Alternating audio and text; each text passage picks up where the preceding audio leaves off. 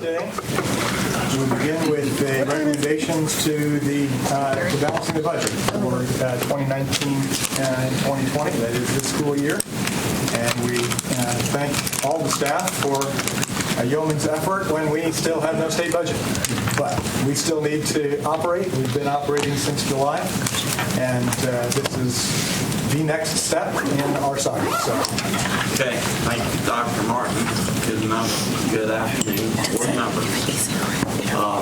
That was a good segue. Way back on June 18th, the board approved an interim budget, and that was pending final approval of the state budget. We thought we would have one probably sometime in July or August. Perhaps that was optimistic. In late June, the Joint Conference Committee did approve a budget. The governor in turn vetoed that. Since then, that budget has not come back in full. Instead, the legislature has put in place a number of what they've called mini bills that are now signed into law by the governor. We'll talk about some of those as they impact Wake County as we go through this. Yet at this point, there is still no comprehensive state budget, including any type of compensation change that crosses boundaries for all types of employees. The legislature will return in January. I'll speak for the finance and budget staff, are optimistic. They will still take matters into their hands as it relates to those fiscal issues impacting our operations as well as our staff, but we'll have to wait and see. So, we're 6 months, almost full months into the fiscal year, and yet we don't have an established budget. There's several reasons we are asking now at this point to make recommendations to adjust the final budget, knowing that the state still may come back in the new calendar year. First, we need to be able to implement the state compensation changes that have been made thus far in the mini bills, and those have a local funding component as well. Second, we need to go ahead and implement the locally funded compensation changes that were proposed in the board's budget. Third, we've already begun preparing the 2020-2021 proposed budget. And one of the components of that is to say a base budget or establish a base budget for the current year. We've not been able to do that. So that's the third major driver behind pushing forward with some final recommendations to balance the budget and move forward, knowing that we still may need to make some additional adjustments after the legislature comes back into town in the new calendar year. So today we're going to present final recommendations for locally funded compensation changes, present overall recommendations to balance the board's proposed 2019-20 budget, and then request any feedback, direction, or redirection, I should say, and then discuss next steps for approval. Before we jump into the details of the recommendations, the recommendations include all of the mini bill legislation, so we've taken those into consideration.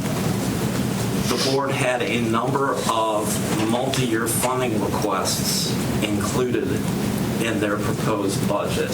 Our recommendations will leave the first year of those requests that are in the board's proposed budget intact 100% with no change. So just to review, those included additional local funding for non-certified compensation increases. We'll get into detail what the specific recommendations are. Unchanged. Additional funding for maintenance and operations beyond the current formula remains unchanged. Additional funding for social emotional learning positions in the classroom, unchanged. And on that one, it was about $2 million of state funding that we received in their final mini bill, and an additional just under $1 million of local funding was included in the board's budget. And again, that remains intact in our recommendations. Instructional and support technicians to help us best utilize the increasing number of devices we're placing in the classroom to assist both teachers and students remains, as well as the K-3 class size phase-in funding to maintain our current formulas. propose maintaining our recommendations. In addition, every business case that required local funding that's in the board's proposed budget is maintained in our ultimate recommendations. We're not suggesting any change to that whatsoever. Finally, and you'll hear the details on this in a few minutes, we are recommending some additional locally funded compensation changes beyond what's in the board's proposed budget.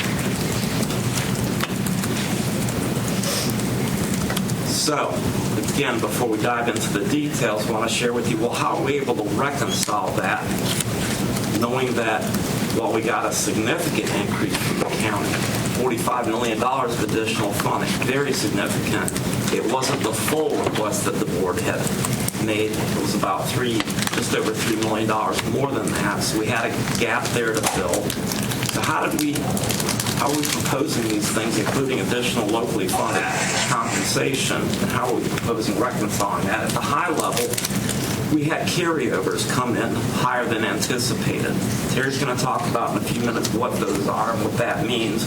Most of our funds, as you know, do not carry over. Our local funding, we can't carry over from year to year. It reverts. If there's anything left, it would roll the unassigned fund balance. Most of our state funding does not carry over. If it's unused, it reverts to the state.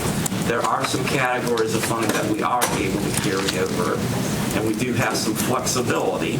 And just as we have in the past, we are recommending that we use some, very little, but some of that additional carryover beyond what we were planning to have to balance the budget. Next, the actual state legislative changes in the mini bill so far use less local funding, or I should say require less local funding than we estimated. So that creates savings to reconcile the gap. You'll see an asterisk there, knowing that the legislature may make changes in January that require additional local funding. We do have contingency plans if they do come back in. If they were to, for example, legislate a non-certified compensation increase, which thus far there is nothing included in the state budget, which would require some local funding for our locally funded staff. We've got contingency plans for that, so we know that may be out there. The next area that helps us reconcile are charter school estimates. Terry will get into the details, but it's the good news and the bad news. The bad news is we're making recommendations this late into the year to balance a budget. I guess if there's a silver lining in that, the budget that the board approved back in the late spring, early summer, was initially developed over a year ago with estimates made over a year ago.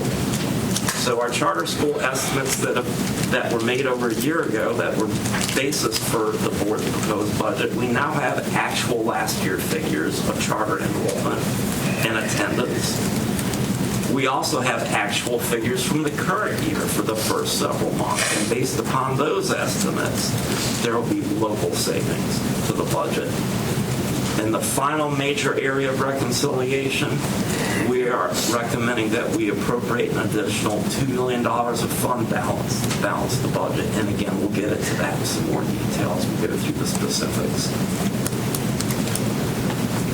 So, diving into some of the details, House Bill 377, which is the major mini bill impacting us, provided for no salary increases for non-certified personnel.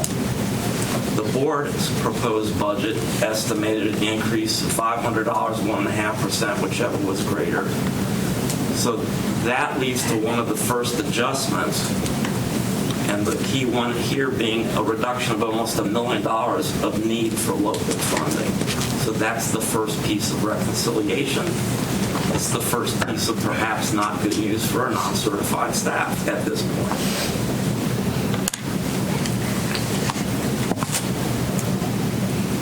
What we are recommending is a one-time $500 bonus for all a locally funded one-time bonus for all non-certified staff, regardless of their funding source. So whether they're state-funded, locally funded, federal funded, but a one-time bonus for all non-certified staff, and I want to clarify to make sure we understand when we speak about non-certified staff who they are. I'll say very simplistically, they're all of our support people, whether they're in schools or central services. But to be a little more specific, some examples of our support staff in schools would include child nutrition workers, custodial staff, teaching assistants or instructional assistants, front office staff, clerical staff, school-based bookkeepers, data managers, all those sorts of support people. And then bus drivers, maintenance workers, clerical staff in central office, all the way up sort of through the paraprofessional ranks, whether they're in tech services, budget, finance, payroll, HR, purchasing, academics, all the way up to the really paraprofessional at the higher grades, non-certified, including skilled trades in our maintenance area. Those are the group we're talking about. And our administrative band, our administrators, senior administrators, directors and senior directors, and a parallel group of people that work in our tech services area. And then finally the SLT band would all be considered within this group. The funding for this is available. It was actually reserved in a special reserve. And 2 weeks ago at the board's meeting, there was a consent item that followed the presentation of the annual financial audit and the comprehensive annual financial report. And included within that item, that special reserve, was the appropriation that the board approved, so the funds are available should the board decide to go forward with that. I did just note your second bullet, and this is why we'll talk about this at the end of this presentation, but we're going to want to move to some action today because we'd like to pay this bonus out in December paychecks. That would be a goal. That will, so if we agree to that, right, it has to be based on vote, but if we agree to that, we'll want to try to take action today so that we can get that into December paychecks. For everything that we're seeing, not just this particular piece, correct? Well, this piece will go into paychecks. Some of the other things that we're talking about are going to be sort of longer term and may take a little bit longer to get into payroll adjustments. But we'll vote on. We're going to vote if we decide to do so after the presentation, right? I'm not going to say we're going to do it until we vote. Right. We will vote on the entire package. But I just wanted to highlight that, A, so that people are aware that this bonus, should we approve it, will be paid this month. Yeah. But to do so will require our action. Okay. Thank you. So you'll also recall that within the board's proposed budget was the first year of a multi-year funding plan to really make a big impact on our non-certified staff salaries, hourly wages. For the last 10 years, as we all know too well, there's been limited movement in that area. Other areas as well, but certainly perhaps most so in this area of all of our staff. Our focus with this multi-year effort is to look at both our low-paid workers as well as our hard-to-fill positions. The challenge being those hard-to-fill positions range all the way from the low end all the way up through the grade 30, which is the top end of this area. So you'll hear our specific proposal in a minute, but again, the funding for that $3.8 million that was in the board proposed budget is all targeted towards this endeavor. Excuse me. And we've got a two-part recommendation. The first is an across-the-board increase for all non-certified staff, given they've all been in this, I'll say, somewhat precarious situation for approaching a dozen years. And second, a targeted increase for a specific population of staff that are in that low-paid end and are also very difficult to fill positions. And again, I'll remind the board that this is what we hope to be the first of a multi-year effort. A 5-year effort was the overall goal. So the first component, we're recommending a 3% locally funded increase for all non-certified staff. That 3% increase would be effective July 1st, 2019. And if approved, our target will be to begin paying that in the January 2020 payroll, and included within that January 2020 payroll would be any retroactive amount to make employees whole back to July 1 of the current calendar year. The second component of this, and this is the one that will target a specific group of staff that are both lower paid and difficult to fill.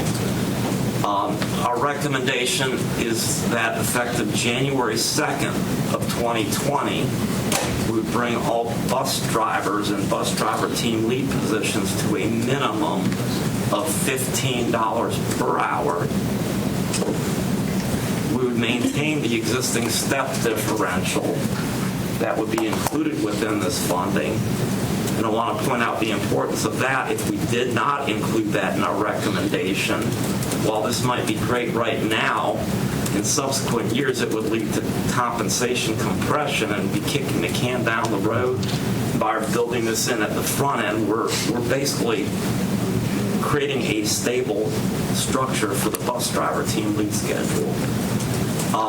As far as timing again here, as I said, the 3%, if approved, would be begin to be paid in January on the January payroll. It's retroactive at the beginning of the year.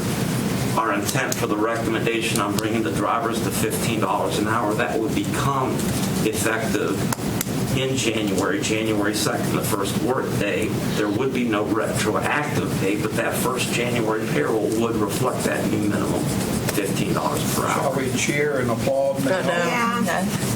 I'd like to. It's long overdue, but Let's do it after we voted in. Me and Bill can cheer before. The cheer can last a while. good news. I think this is great we'd like to do it across the board for our non-certified staff. The need is still there across the board for our non-certified staff. Absolutely. But I think it's good to take a particular focused effort in a very hard to fill set of positions. Okay.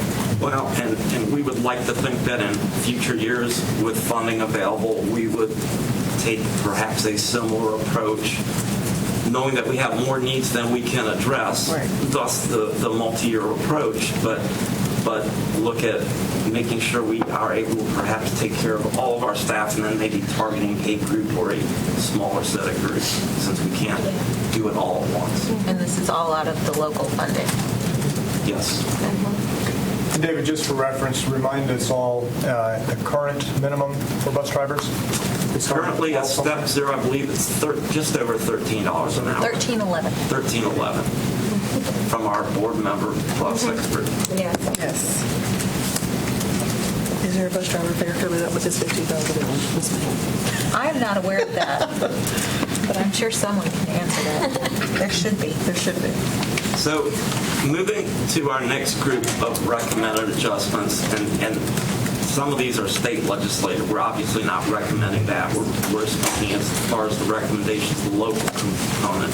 But House Bill 377 did provide a step increase for teachers, including any salary increase associated with those steps. The current structure of the teacher salary schedule, step 0 through 14, would have a dollar increase. I believe it's $100 per month. But after that, the next 10 steps are fixed with no change. And then there's a $200 bump. And then after that, again, it's fixed through the end of the schedule. So some teachers would see those steps, all would see a step, not all would see an increase. We're hopeful that when the legislature comes back in January, they will do something to address that. But meanwhile, the board's proposed budget did include a 0.5% increase to the now fixed dollar local supplement. And in addition to that, we're now recommending that we add another 0.5%, so it's a total 1% increase to that fixed dollar local supplement. The additional 0.5%, the funding is available. We did a special reserve. It was appropriated 2 weeks ago by the board at their meeting.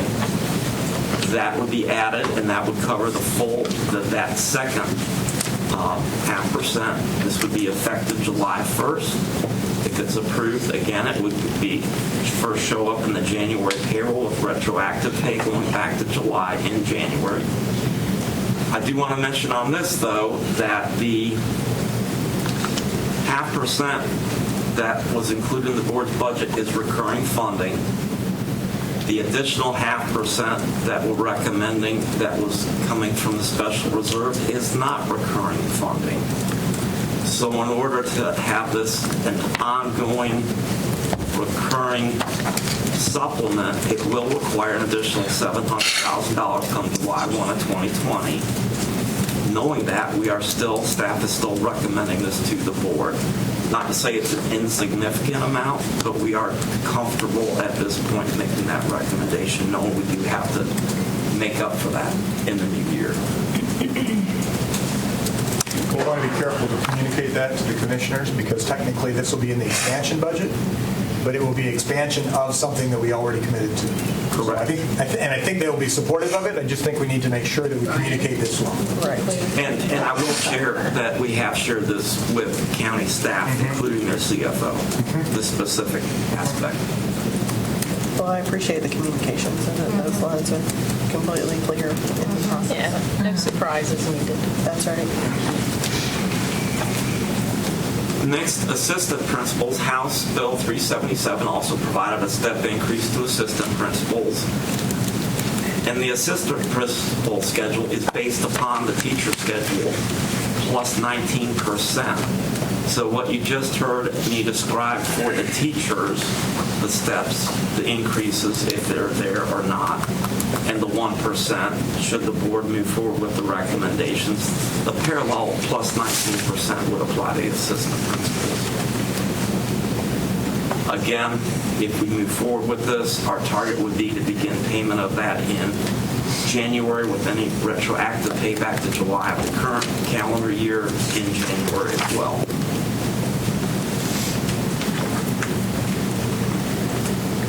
For principals, same House bill did add some changes to the state schedule. I'm going to speak about the state schedule for a minute looking backwards. It did provide for a pay increase. I want to take everyone back to 17-18. And in the 17-18 year, the state fully revised the principal salary schedule. Level of school was not considered. Advanced degrees were not considered. Numbers of staff were not considered. And they added a performance component, and the principal's compensation could go up or down based upon whether they exceeded growth, whether they met growth, or whether they were considered base. And base meant one of two things generally. Either meant they didn't meet growth, or there wasn't enough history to determine whether or not they met growth, because it required two of the best 3 prior years. When we first presented that to the board asked us to do some things to make it a better schedule using our local supplement to mitigate some of those factors, including mitigate the unpredictability as well as the questionableness of the performance component. We did that.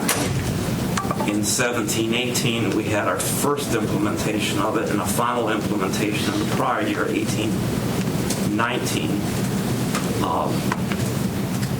We now are in that. We are now recommending taking that schedule that was fully adopted for Wake County last year and recommending adjusting that schedule by 2% across the board. Any principal that was off scale or off schedule will continue to be held harmless. No one's going to go backwards because some of our principals have been through this process off scale. They would continue to be held harmless. All principals would see at least a 1% increase, even if there was no increase or if they would have gone backwards without being held harmless. And to give you a sense of the history, I think I had it on the prior slide. 2 years ago, when we first implemented the new schedule, all principals saw a 5% increase across the board. And last year when we finalized the schedule, all principals saw a minimum of 2% increase, just to give it context. And everybody got at least as much as they would have gotten under the pure state aid. State line, yes. Yeah, state aid. There you see at the bottom the adjustments, adjusting the budget to the tax bill as well. And again, if approved, these would begin being paid in January, but again, retroactive back to July of this year, and the retro amount being paid in January as well. Did I mention that the January payroll is being paid a week early, and that we're paying teacher bonuses in January as well?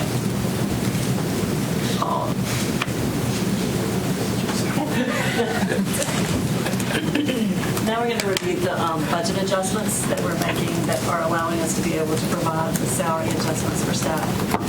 The board requested $519.3 million from the county commissioners. They were able to fund $516 million of that request. So there's a decrease to the county appropriation of $3.3 million. We are able to invest an additional $2 million of fund balance into next year's budget. The board's budget included an investment of $6 million, so this would increase that to $8 million. Our unassigned fund balance at the end of last fiscal year was $11.4 million. And since we will now be investing more than 50% of that amount into the operating budget, there will be an item that you would need to waive for policy because it specifies that we should invest in more than 50%, and we'd be going slightly higher. We looked at other revenue streams as of the end of last fiscal year, and some of those came in higher than had been anticipated, which means we can also adjust that up this year because it's likely to continue. So we are recommending to increase our indirect cost, interest earned, parking fees, and tuition and fees. There is one decrease, which is the red light camera fines, and a decrease of $324,000, and that's due to the city of Raleigh changing over their equipment. So there was a period of time when they weren't able to assess the fines. So later in another year, that would go back up. So that's a temporary reduction. There's also some expenditure adjustments. Our extra duty payments last year, after we paid the final payments in May, exceeded last year's estimate by $1.4 million. We've analyzed that, and we had underestimated how much extra duty pay would happen at our new schools that opened. They actually have the full amount of extra duty pay the first year they opened. So that was just an error in our estimation. Since that came in higher last year, that would continue this year. So we need to increase that budget. We need to increase... Okay. We need to increase our employer matching retirement and hospitalization based on the rates the state has already approved in their mini bills. That's an increase to local of $278,000. Our external audit and a one-time pension audit that the state has selected us to be a part of require an additional $20,000. And this last item is not an increase or decrease to money, but in our maintenance and operations area, they received the first year of their multi-year plan of dollars, and we would like to move $300,000 from the current expense to the capital outlay portion of their budget so they can replace some of our vehicles that are due to be replaced.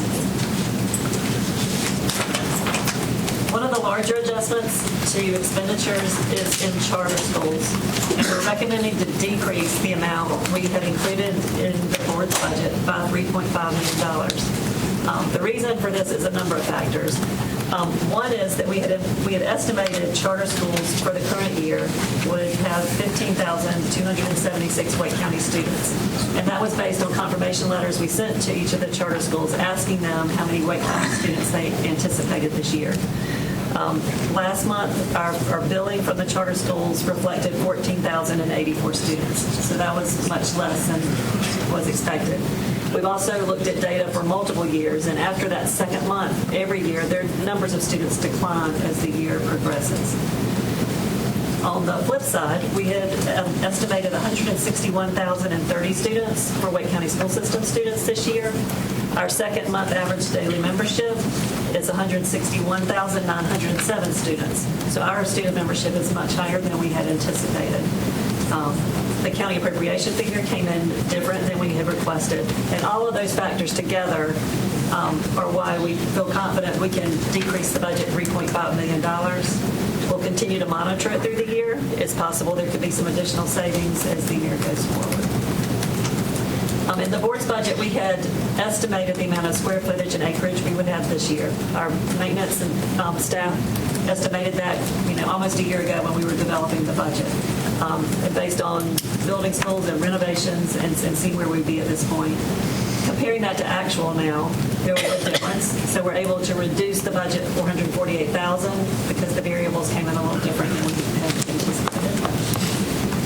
We removed all one-time costs from the Board of Education's budget, $107,000. Those items were then reserved in special projects, and you approved that at your previous meeting to appropriate fund balance for that since it's a one-time cost. And then there's a very small $45,000 savings in the chief of staff budget that was identified during one of our quarterly reviews. Before you go on from that, thank you for sharing those numbers. When will those numbers become official, particularly as we think about the bond going forward? There's a lot made about the only 42 students last year. This is closer to, I don't remember exactly what our projection was, but this. We were projected to have an additional 161,030 students, which would have been an increase of 559 students. And we've come in at 161,907. So a little more than 800 students more than projected for Wake County Public Schools, but about 1,000 less than charters projected. So those numbers are important. When will they become official? Well, and I'll look to Kathy and actually Marlo as well. I don't believe those are final actual. The state hasn't reported them yet. The state is not reported. There's an issue with the power school system. Right. It's not just locally, it's statewide.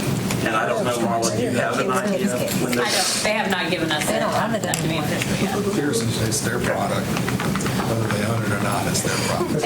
And the state reporting, not county reporting. I was going to ask, and the charter schools numbers, we have to keep up with about 54 different charter schools that we have Wake County students. And I think since in the last 10, 15 years, we've had to keep track of over 70 different charter schools. That is correct. So I appreciate the fact that the staff is, this is an added burden on staff to have to keep up with this granular amount of, of enrollment that's outside our system, but it also is seemingly the only accountability for some of these tax dollars. Our communication staff, technology staff, our accounting staff met last spring and have actually tightened and made more rigorous the checks and balances we have to make sure the addresses that are on the billings from the charter schools actually reflect addresses within Wake County. And that has also enabled us to save some dollars by making that a tighter process across all the departments. And we have to rely on charter schools to accurately report their numbers as they decline and lose students as well. Well, thank you for those details. I'm just curious, is that common that we get students reported as Wake County students that are actually in another jurisdiction? Well, I will say this, once we implemented this new system back in the spring, and we adjusted all the way back in July, at the beginning of last year, we recouped almost $500,000 of billings that charters had billed us for students that truly were not Wake County students. So folks that live in Zebulon, Wake Forest, Fuquay, that are in a different You can have a Garner county. address. Yeah, Johnson County, right. Andrew and Ben Barnett. Thanks. So, yeah. Thank you for doing that monitoring. That's a big deal. Appreciate it. Another area that we continually analyze throughout the year and from year to year is how much funds may carry over from one year to the next. Typically, that's with our grants and federal dollars, because in most cases, state and local dollars do not carry from year to year. So there were some federal grants that had a higher carryover than was anticipated. We were able to move about 6 social worker positions, which were part of the new positions we had expected the state to fund, but they did not fund as many as we thought they might. 6 of those positions are now on our Medicaid reimbursement budget. So that alleviated the local supplement for those. And then 6 social worker positions are on our Title IV budget. In addition, we were able to take the new safety assistant positions that were included in your budget, and our IDEA 6B handicap grant can cover those costs. So that saves $519,000 of local. And there's $300,000 of special education contract dollars that can now also be on grant funding. So that also helped alleviate some of the local dollars. This chart is a summary of everything we just went over. It shows the decrease in county appropriation, the net increase in all those other revenues, plus the fund balance appropriation, increase of $2.8 million. So a net decrease of $0.5 million in revenues.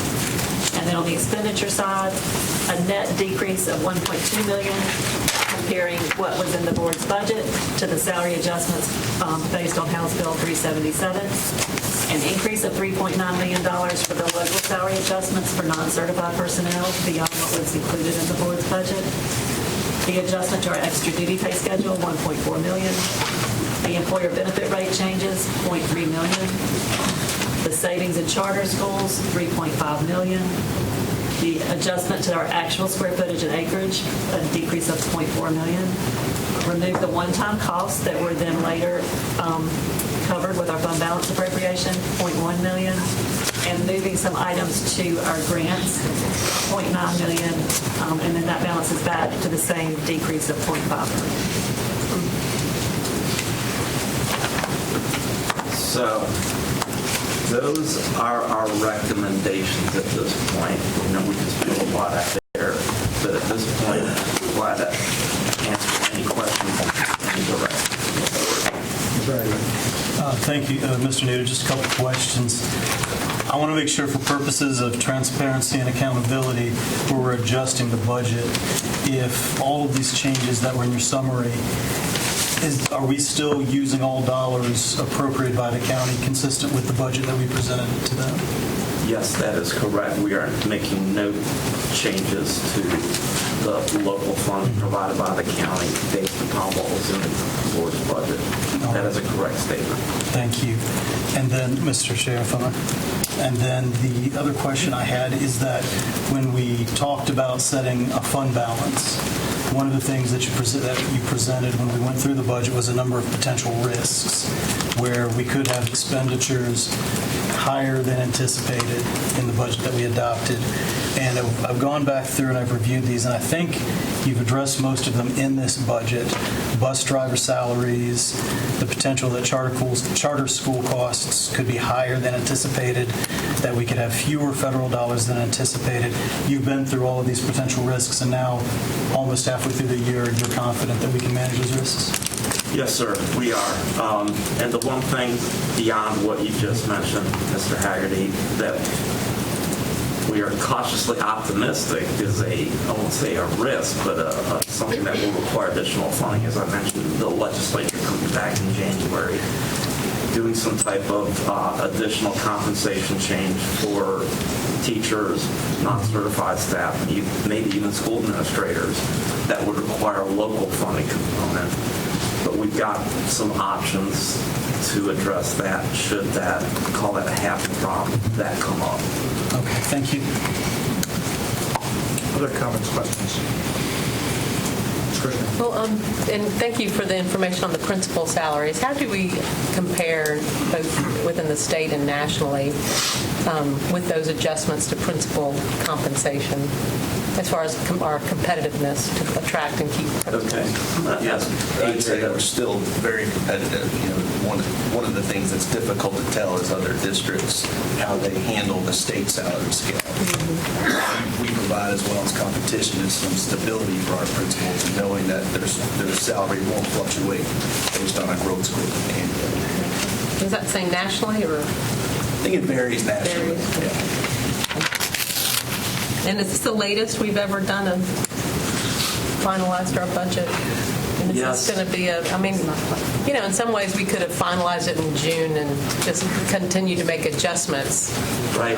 Well, and I will say this, and whether the board decides to take action tonight or not, the next step is for the board to approve these recommended adjustments. once the board gets to the other side of that, we will do the salary rules and all the other things and get everything into the proper purpose and function code. And then the last part, and it will be a formality, we'll come back to you at a later date and ask you to approve a final resolution that just has all the numbers lined up. But that's a formality. This is still technically an interim budget.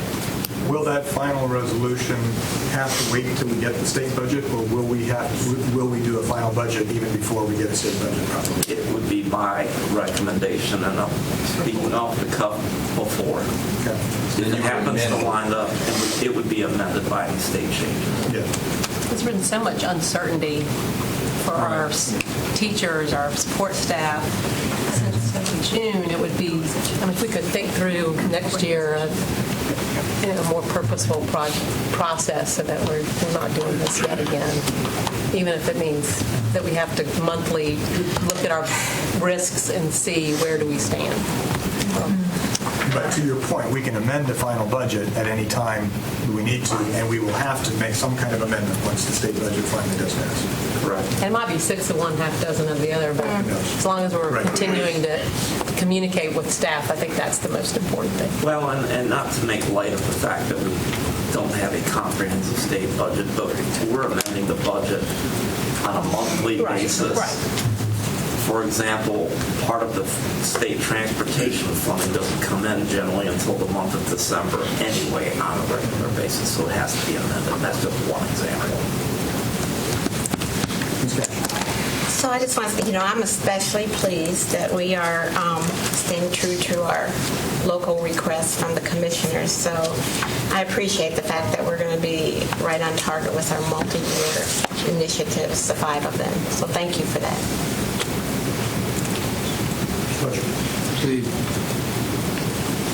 Those who hear us talk about amending a budget, which is kind of contrary to what business does.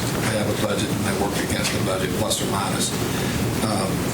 I believe it is true that we can't spend money out of a budget line unless money's in that budget line. So the fact that we have a reserve in this account over here doesn't help us without doing a budget amendment to move that money into the category from which we want to write a check. So it's very different than your home accounting or a business accounting structure where you can be plus or minus. You can't be minus in a governmental accounting system. Yes, 100% correct.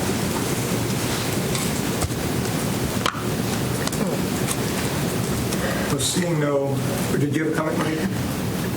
Seeing no objections, are we good with requesting staff to bring this to the board for a vote tonight?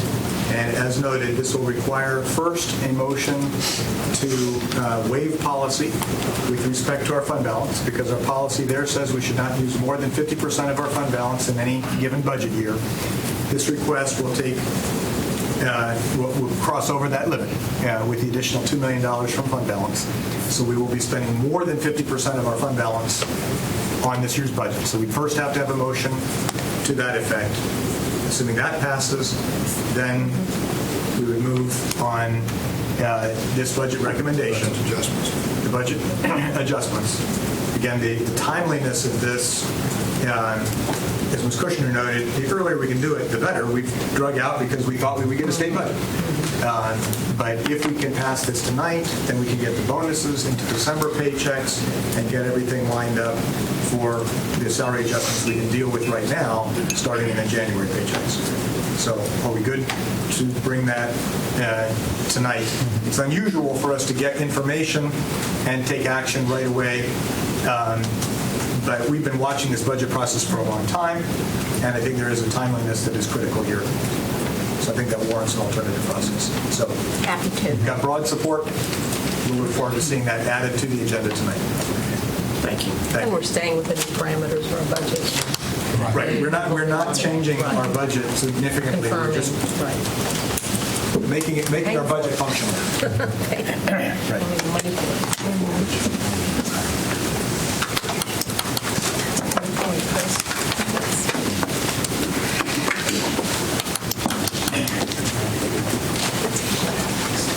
All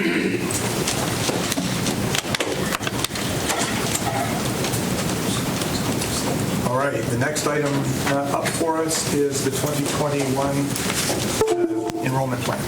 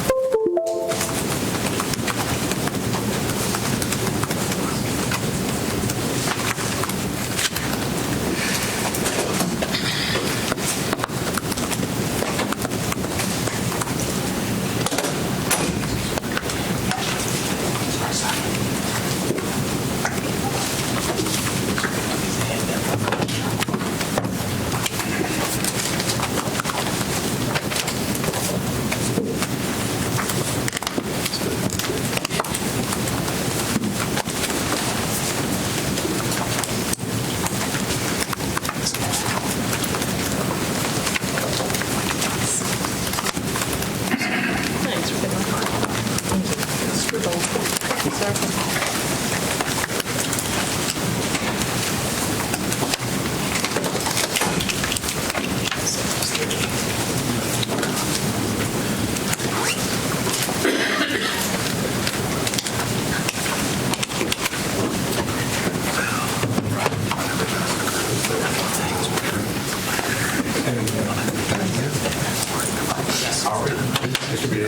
Right. Or they're like, oh, am I doing your Save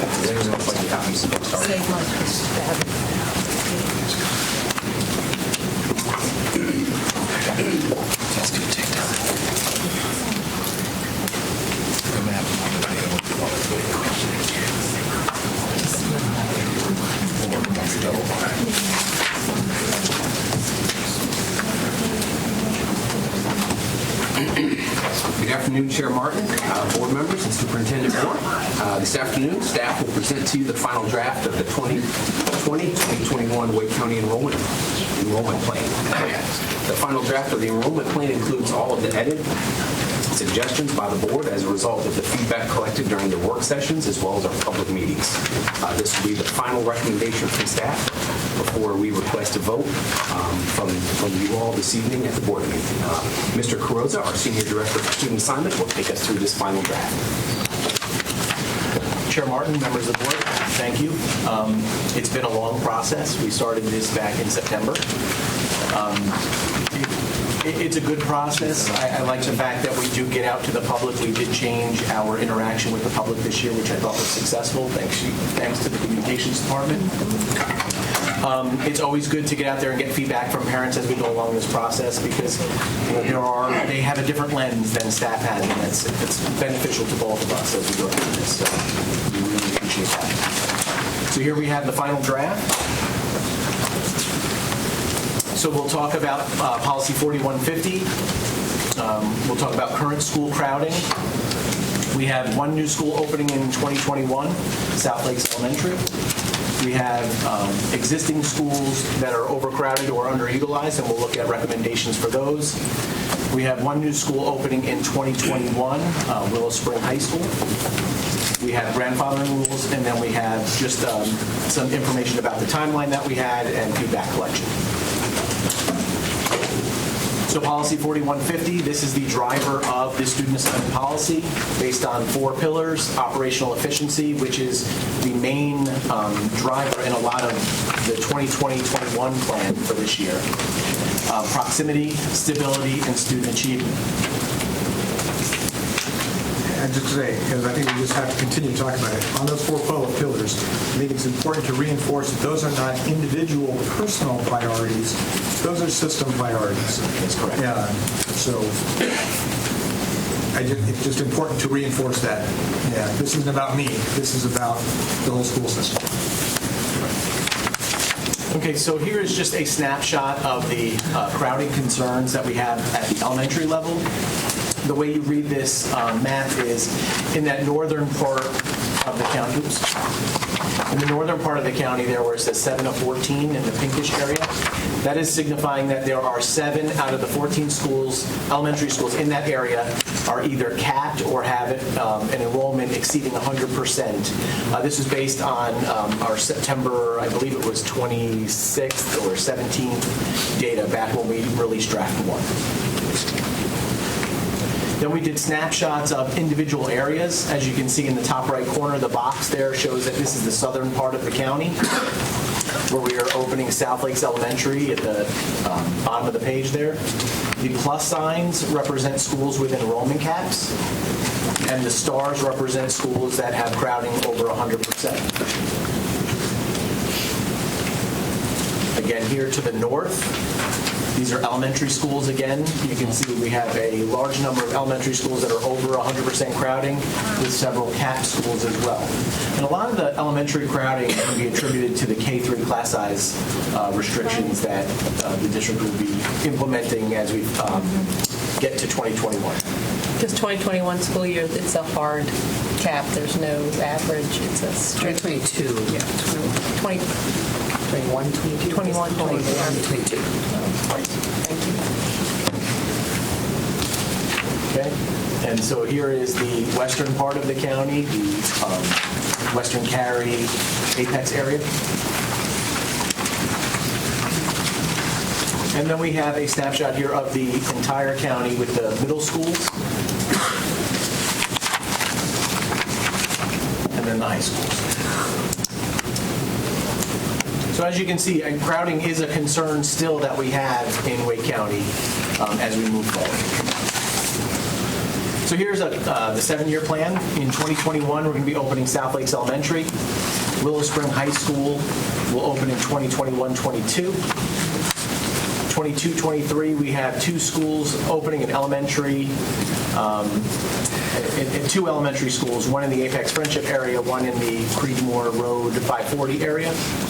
2023, we have an elementary opening in the, it's like the Fuquay, Holly Springs, Garner area, over by 401. And then we have 24, 25, 25, 26, 26, 27, we have several other schools opening up. And so when we talk about the 7-year plan, and this is just a chart version of that same data that was on the previous slide, I want to just point out that this 7-year plan is designed with flexibility, because as you get into the later years, it provides us the ability to make adjustments so that if we do have different crowding concerns or different needs as a district, we can make adjustments before we spend any money on a particular school project.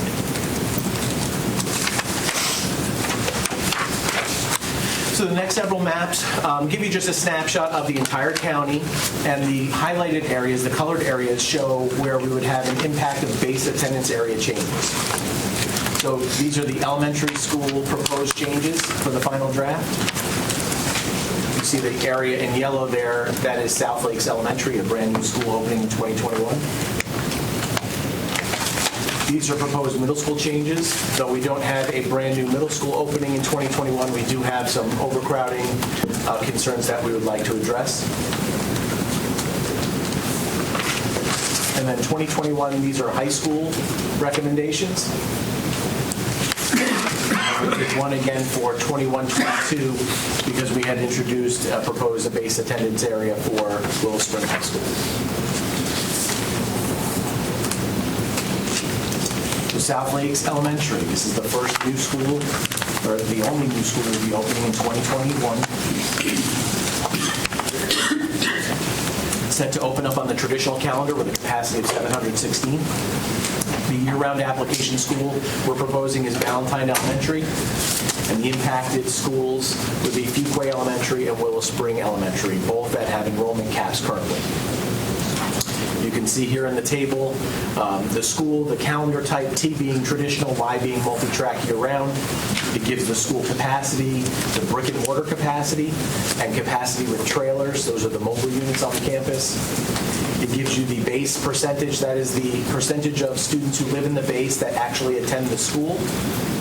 And then the 2019-20 enrollment numbers, utilization, meaning the enrollment divided by the capacity, and it's enrollment with the brick and mortar capacity, and then the utilization with trailers. And you'll see that for all of the schools that we open. We'll have this slide.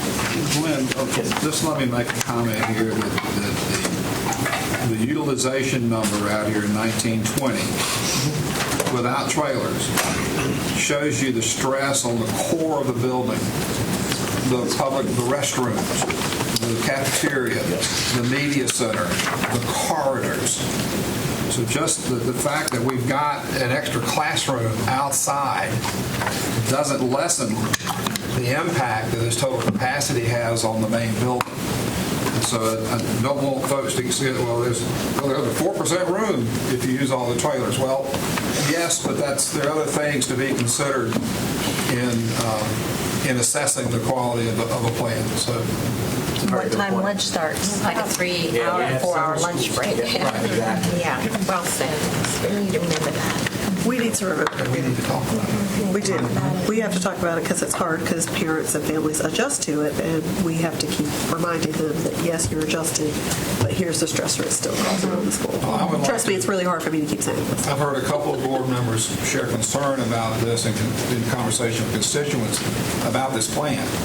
And I would like for us to review that in terms of our facility committee as part of the ramp up for the revision of the capital plan that we'll do in the first quarter of next year. Yeah, thank you. Well, Keep reminding me. A bunch of the kids at Fuller, I had children both say, why is lunch so early or why is lunch so late? Because I think they run lunch from 10:30 to 1:30. That's right. Depending on where your schedule is. Anika, did you have a comment? So for each of these schools, we have a before and after map. On the left-hand side, you can see the hash marked areas. Those are the areas that are proposed to move in yellow. The brown area being Fuquay Elementary's current base attendance area, and the blue being Willow Spring Elementary's current base attendance area.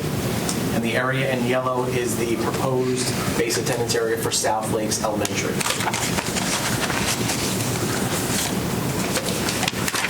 Here are the data tables that show the before and after effects, projecting out the enrollment.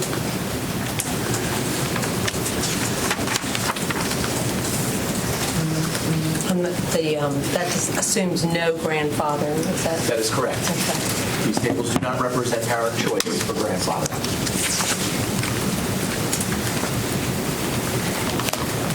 Glenn, I didn't ask you this before, so feel free to tell me if you didn't know, because I didn't dawn on me to ask you before. Do you know what the capacity is going to be at Valentine with this change?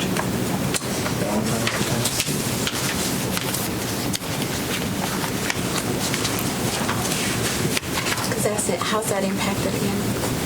It's the year-round. Year-round. Valentine has a capacity with 4 trailers of 692. And that's running fully multi-track with 2 double tracks? That is correct. Okay. Well, I asked because these are families we're moving from Willow Springs to South Lakes, which is a calendar change, and then it makes their application not back to Willow Springs, but to Valentine. Okay, and so that also tells us what kind of room we have. Yes. That's a year-round calendar. Well, for parents, it really is, why can't they go to Willow Springs, which is where they are now. Yeah, I get that. And then their calendar will be Valentine. But yeah, thanks, Glenn. So what we'll do here is, again, for every school slide here, we have a heat map that shows the projected growth in that particular area. These are new residential growth projections. And then after each section, this is new this year, we're going to just stop, let the board ask any questions or address any concerns that they may have about that particular piece. So here we're taking a stop to discuss South Lakes Elementary. Is there anything else that the board would like to discuss or concerns they would like to share with staff before we present the final draft to be voted on during the board meeting? So I think Mr. Fletcher touched on it, which was good, the stressor it causes on the school. Because what I was just explaining to Roxy, the reason why I asked is because we're moving kids out of the multi-track school and not giving them that as their calendar option, because we always open our new elementaries traditional. So, of course, it's hard for parents to say, well, why isn't that my calendar application where I currently am? So, yeah, what is, like, remind me again, the Valentine and then the school that we're moving them out of Willow Springs. What is the difference in their capacity at the end of that? So Willow Spring will have a reduction. When you go back and look at the slide, Willow Springs Elementary is proposed to be at 94% without trailers, 69% with trailers. We do have concerns with the carpool lane that we're working on a project at the school. We're going to get them a carpool lane. And the school has also had issues. I mean, we've had a large number of trailers on the campus that has really maximized the core capacity, and it really puts a strain on the school. Strain. There's currently 11 trailers on site. 11 trailers. At Willow Springs? I was going to ask how many students are capped out of Fuquay and Willow Spring Elementary, and how will those students be affected as far as next steps for them? So Fuquay Elementary's, this was as of 12/3, has 29 students capped out. And Willow Springs does not have anybody capped out. Okay, so they hadn't met their cap. We don't have a large cap. They haven't.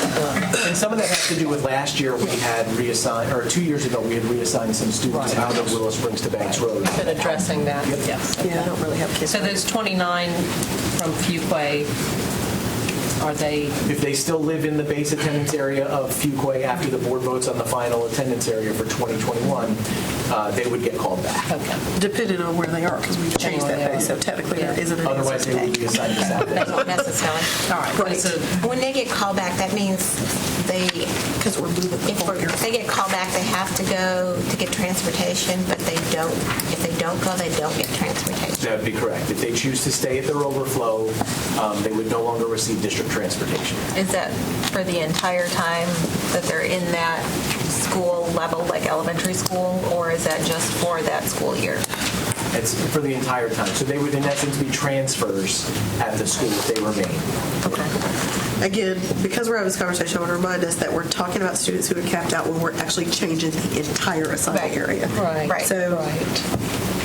So we can't confuse parents that they still may go back to the school because they really are probably being assigned. Because some might be assigned to South Lakes with their neighborhood with the transportation. Yes. Almost all of them are. Okay. Almost all of them, so we need to remember that. Yes. Thank you. Thank you.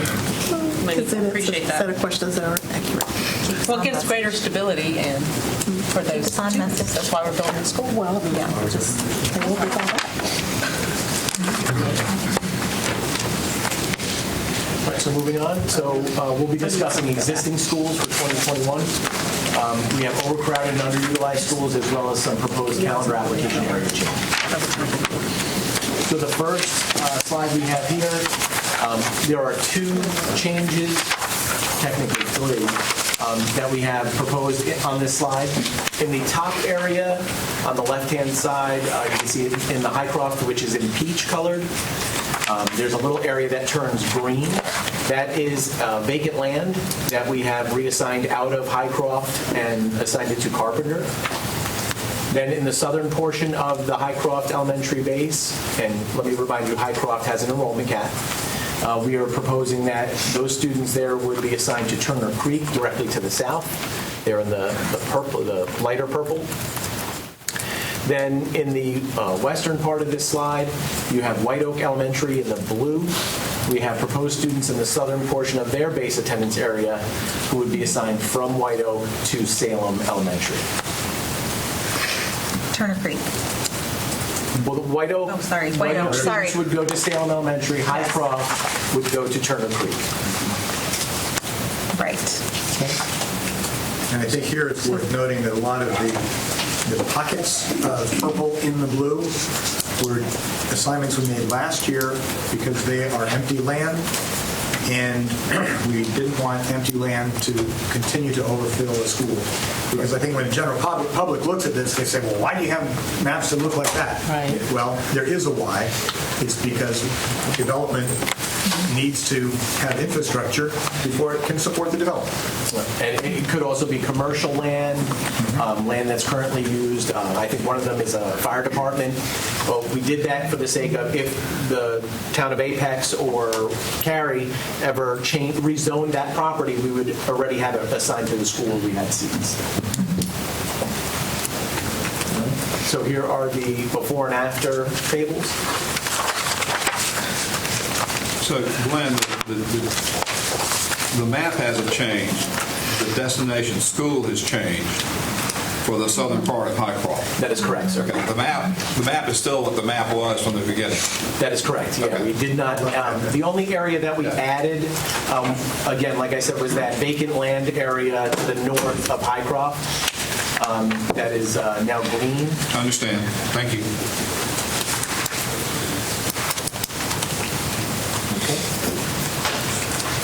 So again, here are the heat maps showing where the projected residential growth will be in the next 5 years. So does the board have any questions or concerns regarding these particular moves? A few. Okay.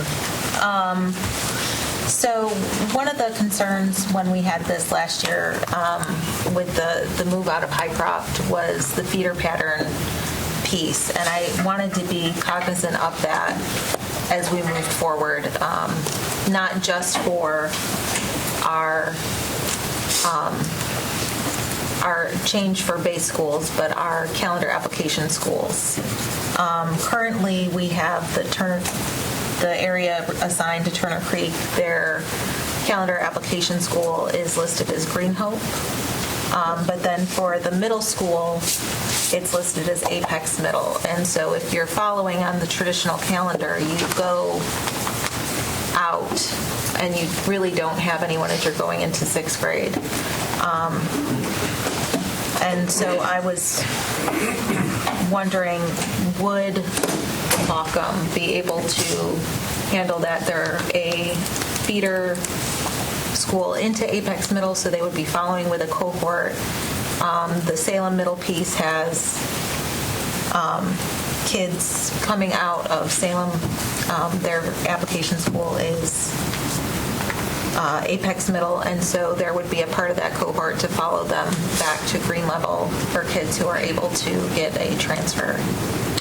So to just reiterate, you're asking, can we change the calendar application school for the students coming out of Highcroft assigned to Turner Creek? Can we change it from the staff proposal of Green Hope Elementary to be Bauckham Elementary so that students will have some consistency with a cohort of students that they would be going to middle school with? Yes, and Green Hope is already the calendar application school for Alston Bridge Elementary and Carpenter Elementary, and with all the growth in that area, I think that's what I'm asking, if that's something.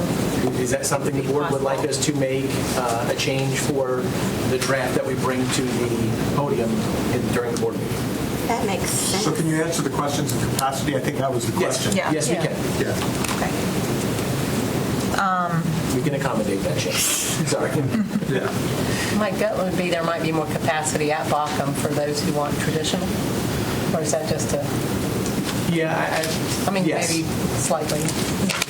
They're comparable, yes. Is this something that you've discussed with any of the parents? I've spoken with some of the parents about this, yes. And the trade-off is it's farther, but for those families that apply and get in on traditional calendar, they see the value of their kids going with a cohort rather than going to a middle school where they don't know anyone, and the only cohort are the couple kids that may be in the same grade Where does levels Green with Hope them. go to? For middle school, Davis Drive Middle School. Oh, okay, I see what you're saying. Yeah. But this wouldn't be a surprise to those parents if it came out of here and then was on the calendar tonight. This is something. No. Yeah. Okay. We've talked. Okay. And then the other. Well, I think I'm seeing support on that before we go on to the next piece. Yes. Again, I think it tends to be our tradition. Yeah. We're trusting. Well, and Green Hope is the recipient of applicants from all of the year-round schools north of there. Yeah. And does not have much. Doesn't have any space. So, Okay, so So the other concern I'm hearing out of this group, another one concern is there's a lot of growth in the base and the Turner Creek and Salem Middle School, or Turner Creek and Salem Middle School.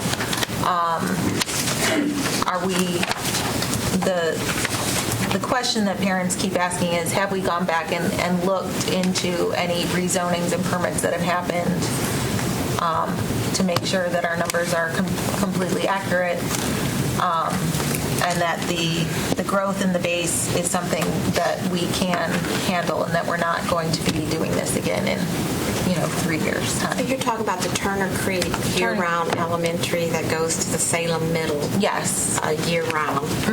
Can we handle that? Yeah, so there's a lot of, if you look at the heat map that Glenn and Wade provided, there is a lot of growth in these areas. And then the Salem Middle map, I think, will come later. And so they're just concerned that, as any parent is, if this happens, is it likely to happen? Right. Because the calendar changing. Right. Like that. So just making sure that we've gone back and double-checked and spoken with town staff about those numbers. And we actually now get updates as they make changes. We are updating nightly any changes that they have loaded to their sites. We are loading it to ours. That's great. And the Turner, so the Highcroft to Turner Creek, what is their traditional option from Turner Creek? So the proposal for this particular area that's being reassigned out of Highcroft, it would be Balcom. That's what you were saying. Okay, well, but I think to Ms. Cash's point, how consistent is that with the other Turner Creek assignment? Is that Balcom is the option for the whole existing thing to Turner begin. Creek base. That's correct. So that becomes even a bigger cohort. Okay. Makes a lot of sense. I want to be sure I had that. It used to be Balcom and White Oak, but But White Oak not being an option, Right. we would assign students unless they had an existing student already attending. So for the White Oak to Salem Elementary and Salem Middle, the concern is, there's going to continue to be growth in that area, and it is not the calendar application, but rather the overflow school for Mills Park Elementary. And I know we've made some changes in the Mills Park base assignment area, but having additional students there as overflow does impact the capacity. So it is, I guess the question, what is the hope for the students that are capped out? Are we able to recall them back to Mills Park? So based on our projections, we're looking at being able to remove White Oak as a overflow option for Mills Park. We will be able to call back all of the existing students on the wait list at Mills Park back to Mills Park, and then we can look at, if we continue to keep a cap on Mills Park Elementary, we can look at assigning a different overflow option. Okay.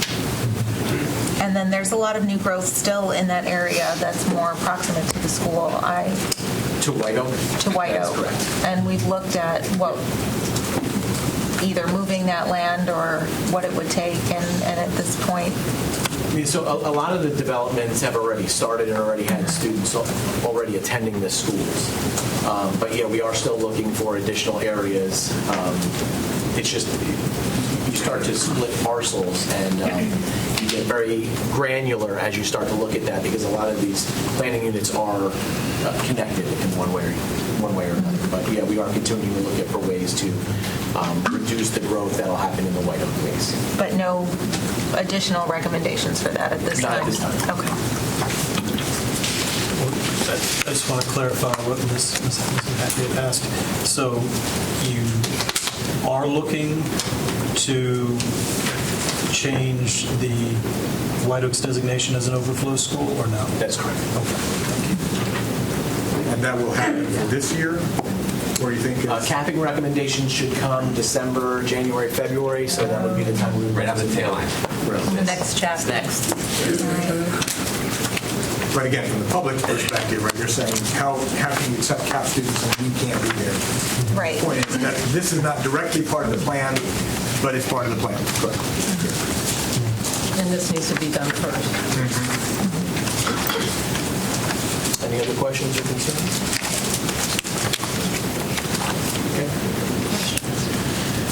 So Mills Park Middle School. These moves go right along with the moves out of Highcroft Elementary and White Oak Elementary. Same exact areas. They are both assigned to Mills Park Middle School currently, and the proposal would be to assign them to Salem Middle School. The only exception to that would be that area that we assigned to Carpenter out of Highcroft.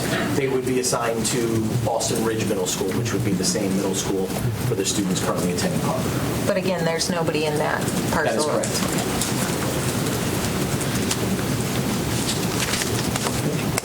So we have our data tables. And then again, our heat map.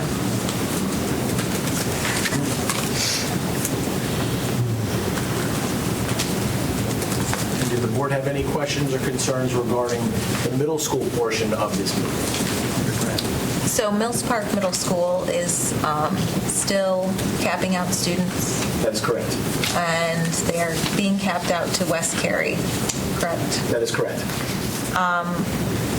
What is the anticipation, and I know we'll have a for certain answer December, January, February when we talk about capping. Are we able to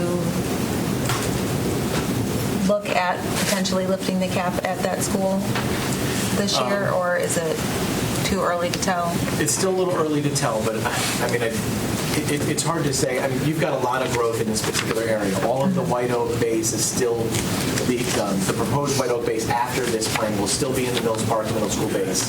There's still a lot of growth within that area. So I don't want to make any assumptions, but I'm not very hopeful that we're ready to lift the cap at Mills Park Middle School this year.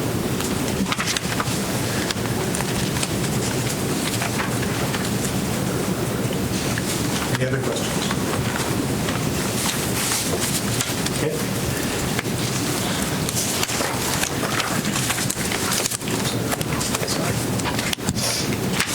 Okay, so Wake Forest High School. Here in the blue, we have Wakefield High School, and in the green, we have Wake Forest High School.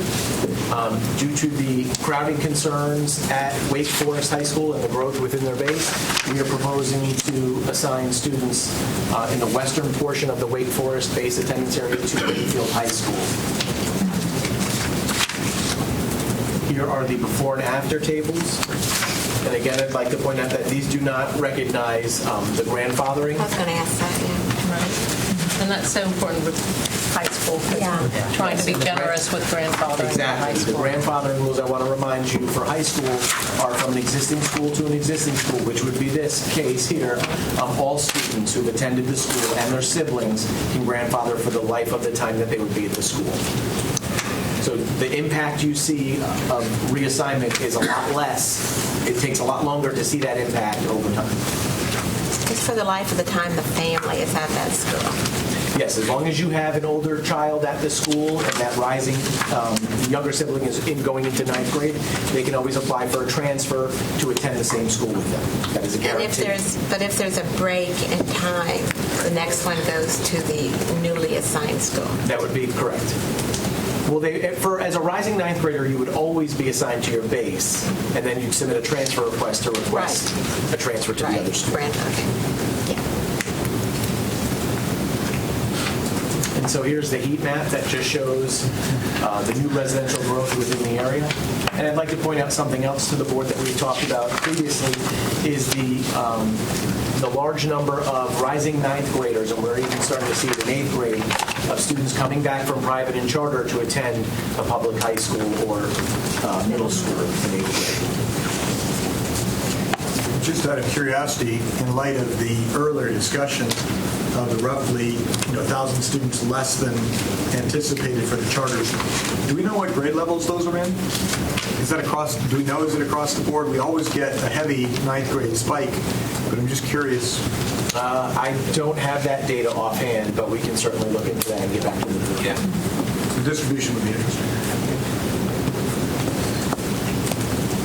So again, here, does the board have any questions or concerns regarding the proposed reassignment of Wake Forest High School base to Wakefield High?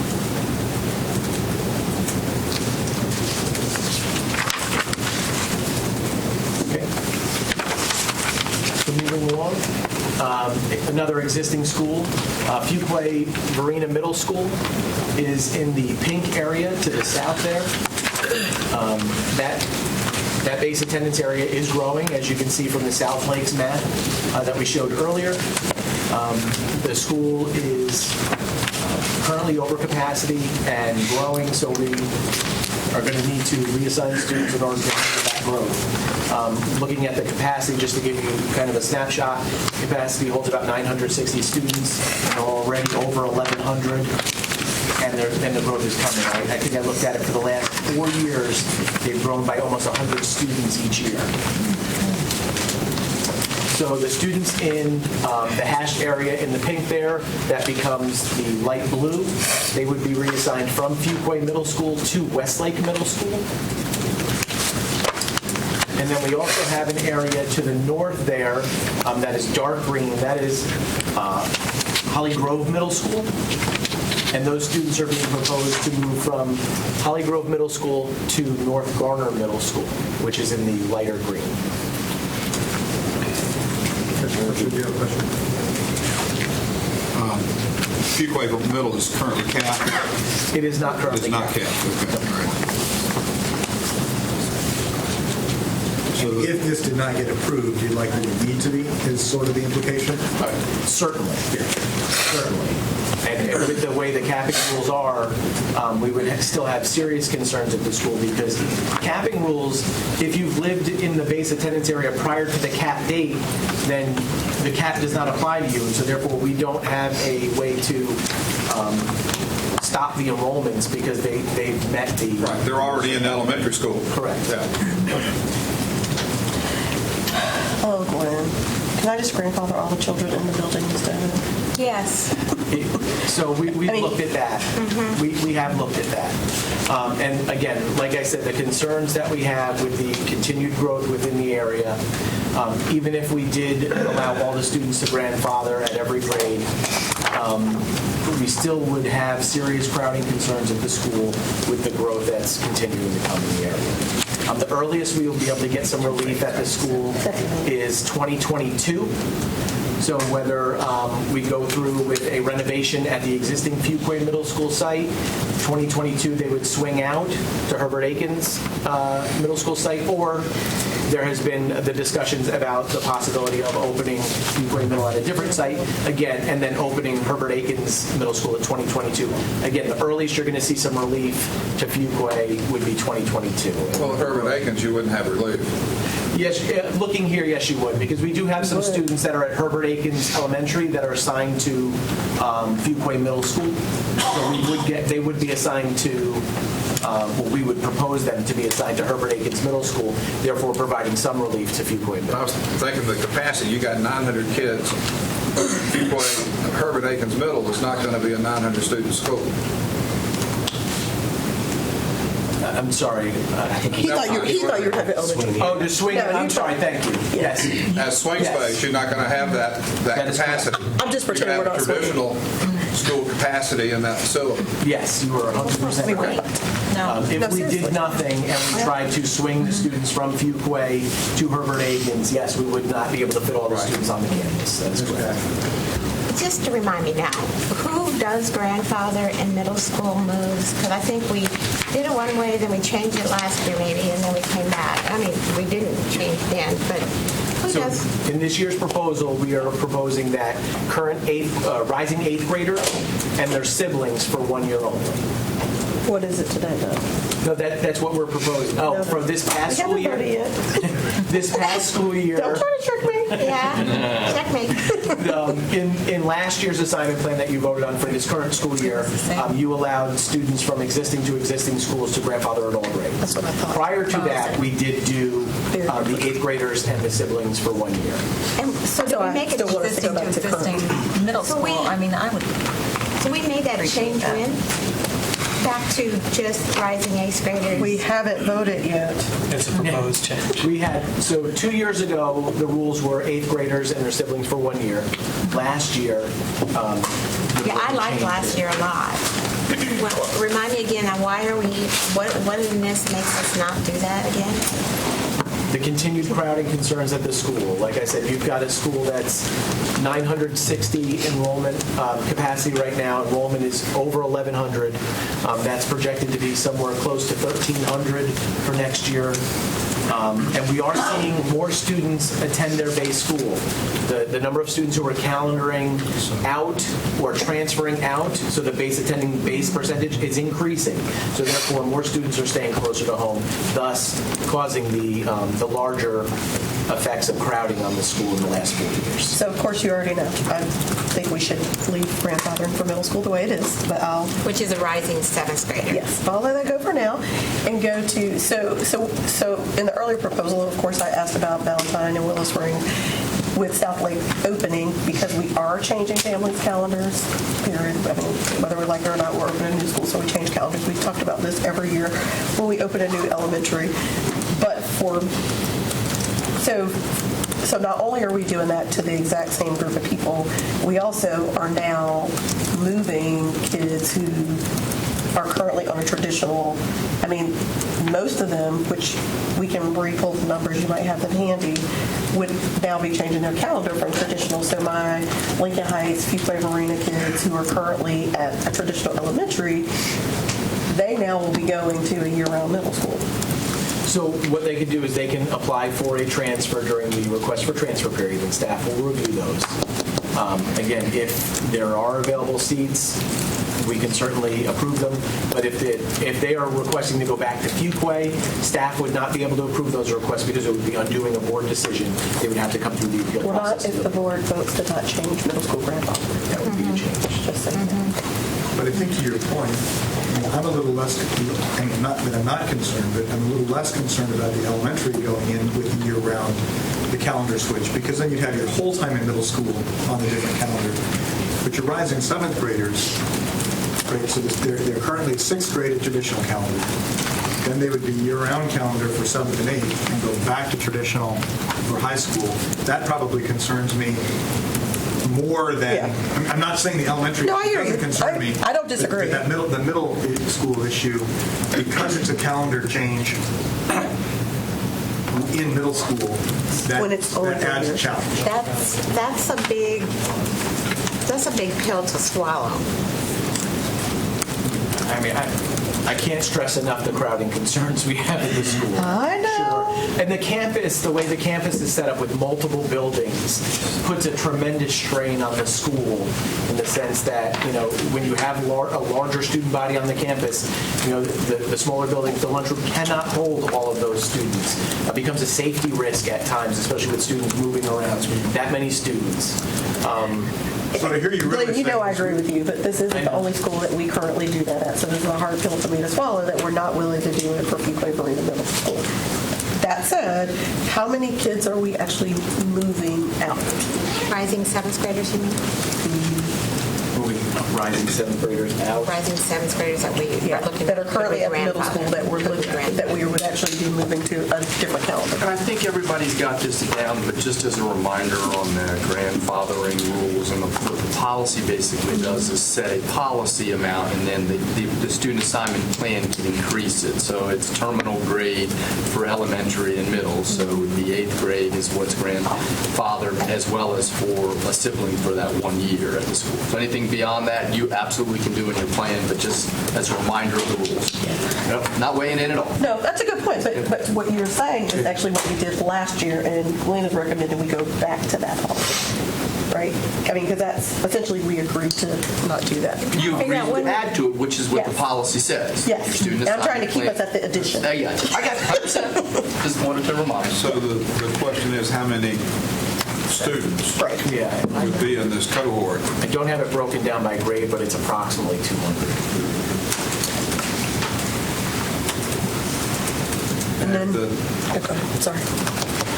Well, there's also, I hate to put this on the table, there's also a socioeconomic impact of this in that folks who can afford to drive their kids to school will.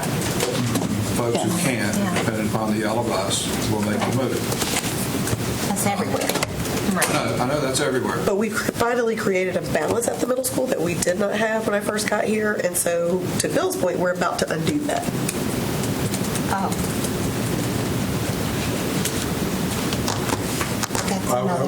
wasn't completely following your logic, Bill, because We're doing it first. the grandfathering is only really available to those who have means to grandfather. Right. I think that's what you were going That's with. what I'm And so saying. if we increase our grandfathering eligibility, that benefits those who can have access to it. It doesn't benefit those Well, no, because who can't provide it.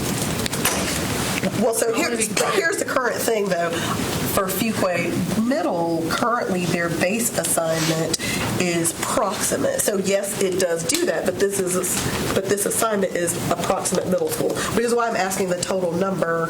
And then, of course, the first question I ask is how many are already on a traditional calendar, because I'm trying to deduce how many of those are we actually going to move, to your point.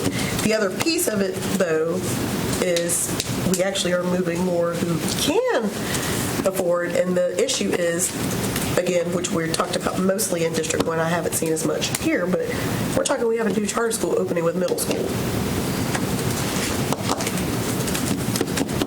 So I hate to move seventh graders, rising seventh graders, no matter what the situation is, especially going to a new calendar. I must not have been too cognizant of what was happening. I mean, I'm sorry. It's just, it's a tough one. It is. 200 rising seventh graders. Well, and we have other existing moves. Total. We should have addressed this years prior. We should have addressed this years prior, because if we're growing at 100 students a year, we never should have gotten to this point. And then you actually could have grandfathered, but because we waited to do the assignment, it makes the grandfathering become more difficult. When we started this, Fuquay was not a healthy middle school, and it is now. So two things actually happened at once. It wasn't just our waiting. We, for the last 2 years, have actually had people, the number reducing, going outside and actually choosing their base school. So that's happened literally in the last 2 years, the huge influx of people making the choice to stay at Fuquay. We hate to undo that. That's my point. So Roxy, are you suggesting, and Monica, that the only students assigned would be sixth graders? That this group, Rising. the only Rising sixth graders that haven't been on and the if their calendar. older siblings want to go, great, apply for it. In other words, they don't want to grandfather. They want to go with their rising sixth grade sibling. They could ride. Yes, gotcha. So because that's what we actually did in last year's plan for middle school. Is that what we normally do with grandfathered kids if they want to go with their sibling? I'm not going to try to speak to normal culture. Yes. If we have grandfathered kids now and they don't want to be grandfathered, how do they get to the new base school? Do they apply or do they just go? Say that again. If we have kids that are grandfathered now, but this is a little different, I guess, because it's year-round. If we have kids that grandfather now, but choose not to go to their grandfathered school they're in and want to go to their rising sibling school, which is the new assigned school, do they have to, what is the process? They just go? Yes. They return to base. There's no, with grandfather. Essentially, they return to base, right? You can submit transfers. But that's what I'm asking. Right, because That's what I'm they're asking. currently assigned to the school, to your point. It's The not grandfathered opt-in. kids is actually assigned to the school they're grandfathered to. So to go Yes. back to the new base, they'd have to do a transfer to get back. With their siblings. Say that again. So if you're grandfathered in a school that you were assigned out of, If you're eligible to grandfather, you'll have to apply to go to grandfather back.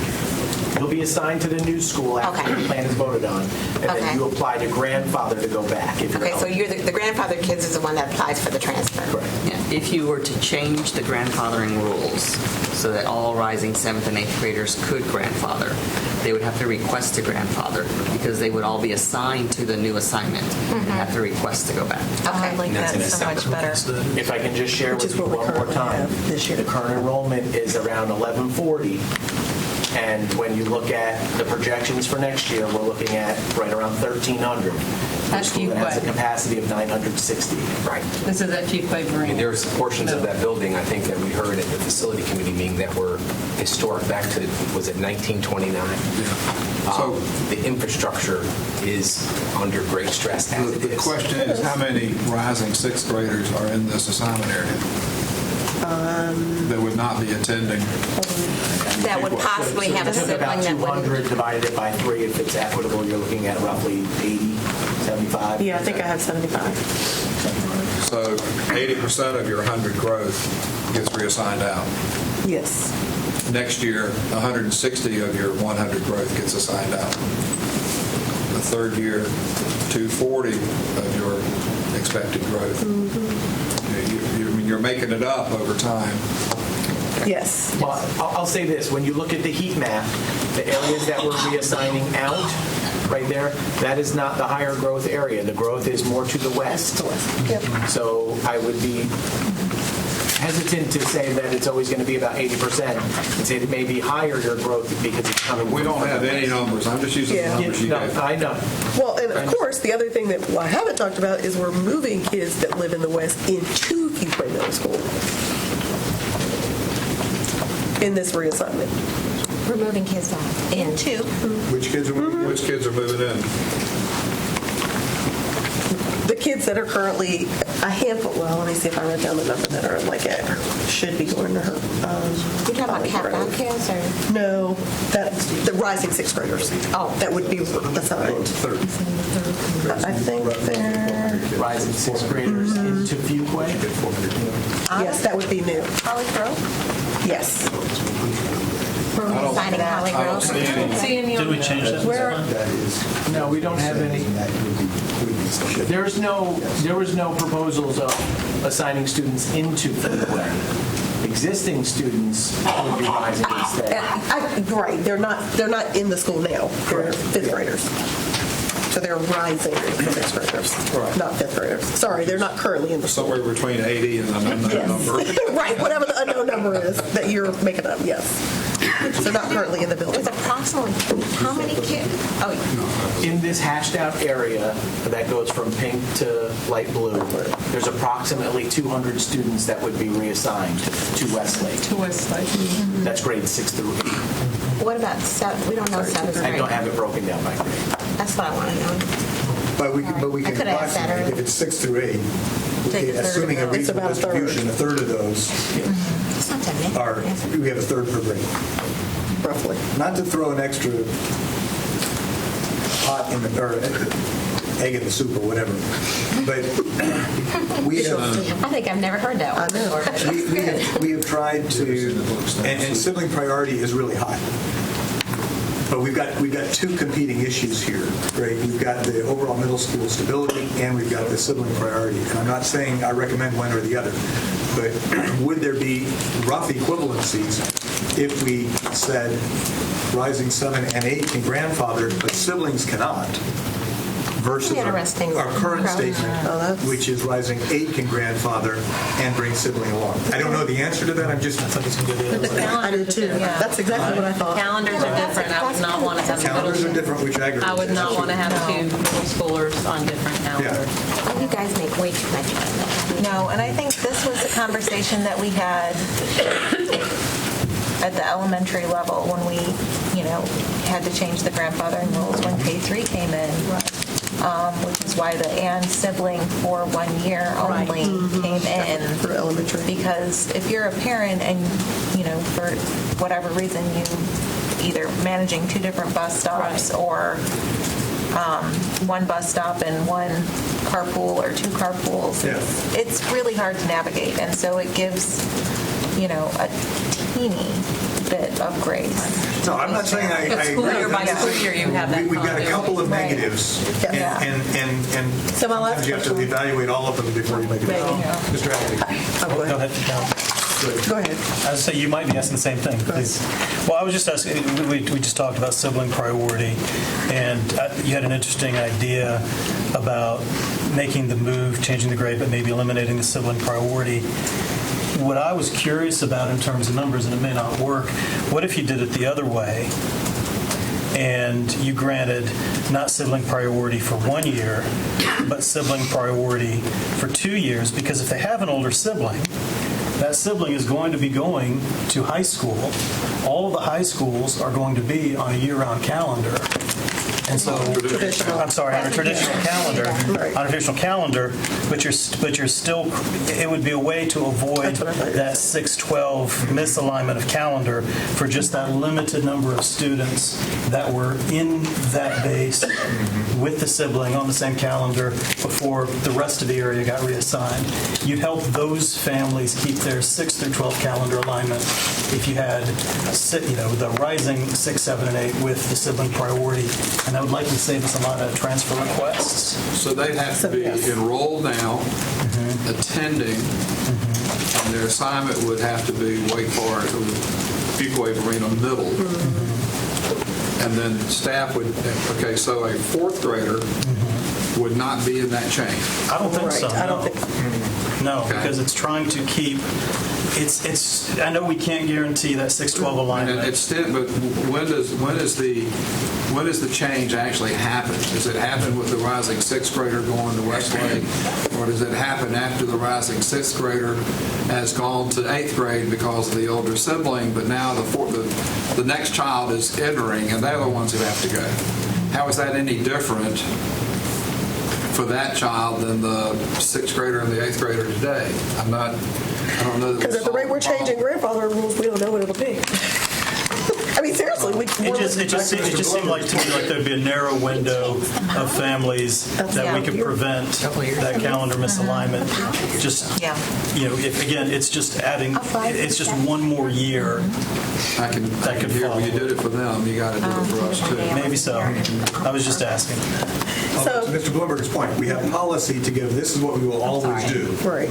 And we have routinely looked at school by school to say, are there unique circumstances here? So we've got a base, and we're now just trying to figure out unique circumstances. So last question, how do we know, you can tell me later, how many kids are currently at a traditional elementary? So current fifth graders, it's a low number, like low 20s maybe, 20, 30, somewhere around there, I believe. I don't have the exact number. Okay. All right.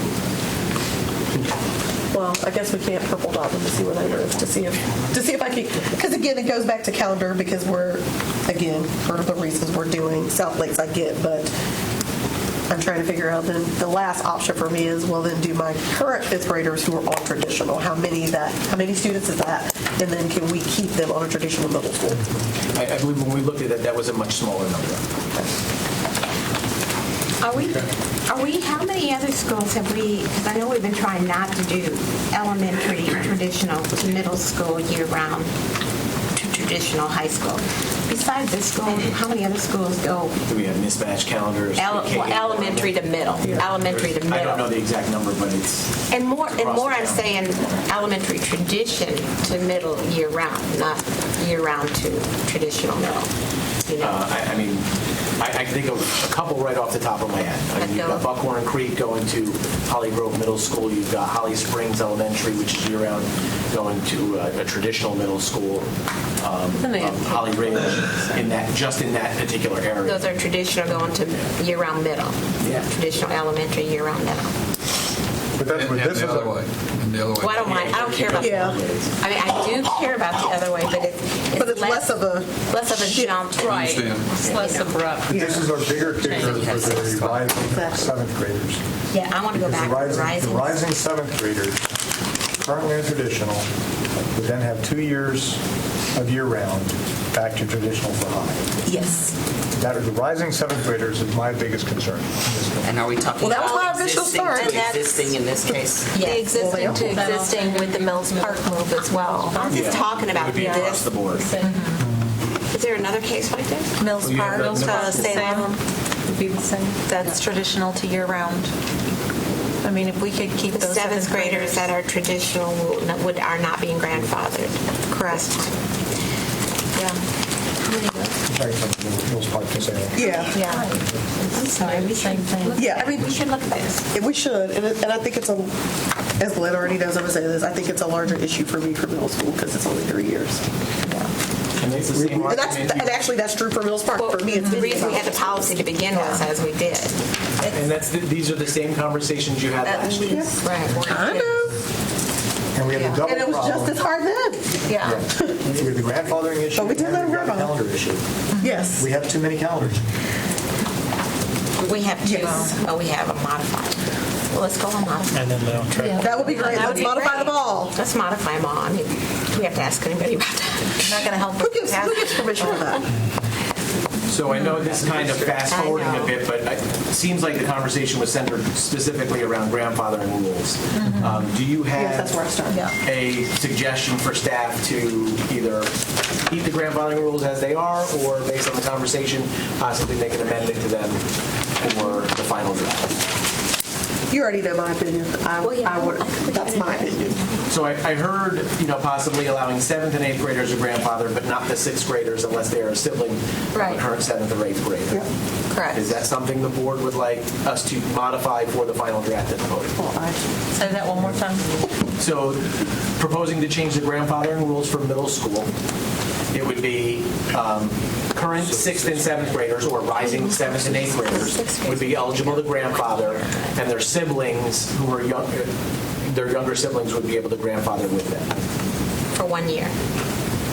The Do siblings 1 year, you can do for the life of the time that they're in there, because then they'd be in the school for 1 year and Okay, yeah, I then get changing that. middle schools. Because it's still It's doing the same thing. I think potentially the bigger issue would be the immediate siblings, right? If you've got a whole bunch of kids that can go on for lots of It years, does. that's a different As long as story they than if have you've got the attached. immediate sibling issue. Yeah. That's really what I was looking at. Well, you've underscored the overcrowding at Fuquay-Varina Middle. Is that the same, do you have those, share those same concerns from Mills Park Middle? Because, Yeah, I mean, that's why that's a they're capped capped. school. Mills Park, which has had an I mean, enrollment cap since 2014, I mean, I- currently has over 90 kids capped out right Capped now. out. So I'm Are you I'm just trying to find out if I'm more sympathetic to the kids that are already there than the kids that are capped out. I mean, once we cap them out. Can I just share something real quick about capping? And I'm sure transportation can talk about the strain that the capping does to our school system. When reassignment gives us a concentrated area of students to assign to a different school. Therefore, busing routes are much more compact. When you have a capping, take that pink area there. You could have a student all the way at the north part and a student at the south part, and they're both being bused to the same school. That is very inefficient for us. It causes problems with transportation. I know for Mills Park families, they've complained about how early it is that they have to get the bus to go to West Cary. These are continued concerns you'd have if you continue to cap more schools, as well as trying to accommodate students who are already existing there. And they're inefficient routes, and we've talked as a board about the strains on transportation and how we want to enhance magnet and choice transportation for schools we want to incentivize folks to go to. So I think that's also part of this discussion with the grandfathering. Well, it is for Mills Park. For Fuquay, we don't have a cap, so grandfather doesn't get the bus. It is a little different. Yeah, because they don't get a bus. I was wondering if you had, if you have a number of how many capped out students are taking buses. Like That's how what I many? just asked. Yeah. Oh. I don't know. Okay. But there's no. Yeah. Would we be able to have this grandfathering decision at the next board meeting? Or as an amendment to this plan? Because it would. They have to apply December 11th through the 20th. All right, so But you're talking, Can we extend that I'm for going to them? say no. Okay. Only because Good for you, though. there's a lot of behind-the-scenes work. So you've got the assignment strips. We've got to put out information to students to make sure that they're able to apply. Our application windows are really butting up again. Since we've pushed this back already, we really are at a point where we just don't have the ability to push it back further. We got it. Sorry. We got it. So I personally am very sympathetic to the rising seventh grader grandfather, but I also hear your serious facility concerns. And that's where, you know, what I'm feeling we have to find this balance between, great, I can want lots of things, but there's only so many kids I can put into a school. So where are we on that balance? And you're generous because you will make things happen if the board says it must be so. Correct.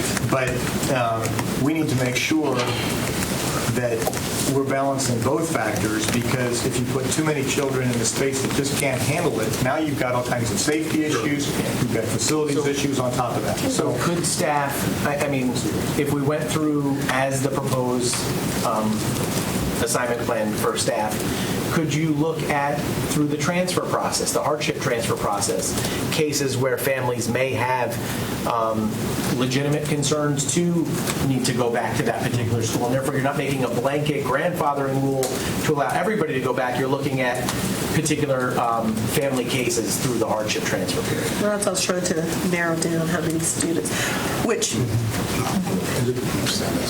Yeah. Go ahead, Bill. Heather, did you have your hand up? No. Well, I just don't want to muddy the issue, and I don't mean to be this like Mills Park and Fuquay-Varina, but the fact that the school that's become healthy that we have, and Mills Park is capped, Fuquay isn't. And Fuquay has gone through some changes. It's different than Mills Park, but I don't want to divide it up. But it's kind of muddying and putting them together. I guess that's another question. Do we know the number? Do we know the number for Mills Park? Like, you're saying you would have to cap Fuquay. How many are moving out, or how many are capped out? No. Well, you gave us the capped out number, but the same question I'm asking: how many are currently rising? Will be rising sixth graders on a traditional calendar that we're now going to send to a year-round school, middle school. For rising seventh graders. Well, I'm asking the total number because then that helps me understand. So he just gave me the few places I'm trying to make. So for Mills Park, that number will be much higher because they're coming out of traditional elementary schools. That's what I thought. Whereas when you look at this particular case, you've got the areas in blue that are assigned to Westlake. You've got base of Banks Road Elementary and Vance Elementary, right, which are on the year-round calendar. Right. I mean, that's why I asked the question, because I have fewer of those because the bulk of my students were moving are currently. I mean, and I've talked to these parents. They knew I was going to say this. That for me, if I can't grandfather them all, then the priority for me is those from traditional to traditional. So I just want to point out something real quick. So like I had stated, that area there is year-round elementary, but the students choose to go to Fuquay Middle School at a much higher rate than you would normally think, where they would take their counter application. Yeah. So that's the point. I mean, so they may have mismatched calendars with their elementary child already by choice because they're choosing a more proximate middle school. Well, and we put a lot of energy into rebuilding that school when I got on board. So again, that's not a secret to you all. It is personal because we put a lot of energy to get people to choose the school. So in your area too. So, Glenn, the year-round, the kids in the blue area that have been in some version of year-round school, their middle school, assigned middle school today is what? Fuquay. Middle. Yep. Okay, so it's assigned. It's not an option. Correct. Okay, what is their year-round middle school option? Westlake. Westlake. Okay, so.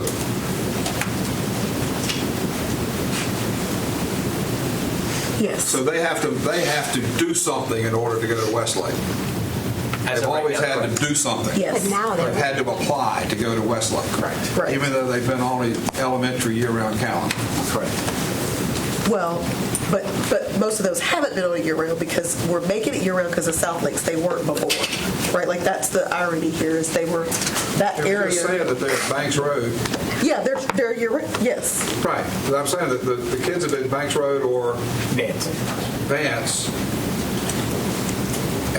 for an elementary year-round program. Yes. Okay, but they were assigned to the traditional. They weren't assigned to the middle school. Right. This seems to make a logical sense. The question is, what's the transition? Yeah. Well, and I guess what I'm So saying if- is what's not logical is they were all choosing Westlake when I first got here, and the issue is to get them to go to their base, which is why I said to Jim, that's why we got this combustible number, because we worked hard to get people to choose their traditional middle school because they weren't. So how do we manage? I know. How do we manage the capacity? I'm still there. Otherwise, I'm with you. No, I'm asking what option is there to manage the capacity? No, I'm agreeing. That's not what I'm actually offering to the table because it is personal because I worked hard to get them there. Now I'm like, okay, you got to leave. So I don't have an answer. Okay. I mean, I'm acknowledging. Creek, wasn't it? Yes, it was. That's a bad man. I know. But that's why we're having this conversation. But it is the same. It's the same issue. You work hard to get them there, and then we take them out. Anyway, okay, I'm done. I'll let it go. So historically, we had an existing grandfathering strategy that was more lenient than terminating grade only. And your concern with being more lenient is that it delays the impact of the assignment in a manner that would basically not help the school for at least a year. Is that what I'm hearing you say? Right. I mean, we would be looking at probably 1,300 students next year, essentially. When the change was made a few years ago to grandfathering from the more lenient to the more restrictive, it was because we needed the changes to take impact sooner. Yes. And so we adjusted the policy language so that it would be more restrictive, and left a statement in it that through the assignment plan you could make it more generous. And so last year you did that, but the default is rising eighth graders Rising only, eighth graders and their siblings for 1 year. Siblings for 1 year. Yep. Well, I think again, putting it in bigger context, I think our challenge is if we're more liberal on the grandfathering, then we have to be sort of more extreme on the reassignments. Yes. If we're less extreme on the reassignments, then we have to be... You have to hold the line. That's a good point. We have to be tighter on the grandfathering. So Exactly. it's kind of it is. it's a real balancing act. And I think what we've done here is tried to be as conservative as possible on the reassignments. And therefore, we have to be tight on the grandfathering. I think that's what I'm hearing. Mr. Gregory, did you have a Yeah, just if you did go the other direction, hypothetically, and say you wanted to cap Fuquay Middle as a traditional calendar, where would they overflow, or could they? That's a good question. We'd have to look at probably Holly Ridge Middle School is the closest middle school with seats on the traditional calendar. You could look at, going to an opposite calendar. You can go to like North Garner. I mean, the school is, you don't have many middle schools down in this area. No, we don't. You still Which is have why we're at Westlake 1,300. That's why there's 1,300. Which is why we're going to do it. Kevin? I know this has been asked before. I know Mr. Fletcher's brought this up, but when we're using, I assume, like non-traditional instructional spaces for instructional use, do you know what kind of impact that has on programming at the schools? Does it cut any? I think what that means is that whatever was in that space goes on a cart. So if they have art, the art room. I mean, if that's schools work really hard to protect those spaces. Especially in middle school. So it just depends on where they can find space to serve students. For example, you may have smaller groups of students that are pulled out for different needs that may go into a smaller space that might free up a classroom that's a larger space for more traditional instruction. But it's a little bit of musical chairs. But I think, I'm looking at Dr. Rose, I think we've protected that from people. So I don't think Fuquay Middle has done any of that. They have not done any of that. It hasn't impacted. They haven't gone to The traditional art spaces are still intact. Yeah. And teachers all do core instruction. Teachers have to rotate. I know that sometimes that has happened in other crowded It's not at Fuquay Middle Yeah, I'm not sure whether or not the planning periods, the classrooms are used or not. So I'm looking at Dr. Robinson because I checked on this, but I'm like, hey, you can see me, so too bad, you're my line. So of course, before I check with Glenn, we're not doing that currently, which is why I've been pushing him to let us go to this number, because we're not actually currently doing any of those strains on that school today. It's a very good question, but I did that's why I didn't bring it up. No. It's a great question to put on the table. Well, no, it's a very good question because I didn't say it because I had already asked. So thank you for actually bringing that up. That is, yes. So where are we? I think we need to find some resolution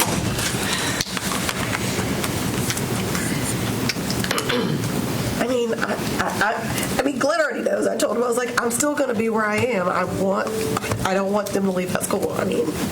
So of course that's where I am. It's middle school. I think all of you have heard me say this. I'm not going to give Mr. Fletcher trauma, but last year at Reedy Creek, this was an issue for me, and that's not even in my district. I still feel the same about middle school. You did too. Yeah. So. Well, Lynn just made a recommendation about trying to address it through transfer process. I'm more comfortable with that. As long as we're consistent. Yes. Because Reedy Creek you can't policy that. Carpool. Right. So we have to do it. You play on Reedy Creek. I mean, I'm more comfortable handling on case by case on the transfer. And I'm good with that. As long as we're consistent and everybody gets and communicated. I don't want to I do. That's why I didn't say this. I knew Jonathan. But I didn't say that, Jonathan. Okay, never mind. On the issue of transfer, though, I just want to make sure that, yes, the good news about that is that you have the most nuanced numbers at that time, right? I mean, by the time it comes up, they're able to know this is exactly where we stand on capacity.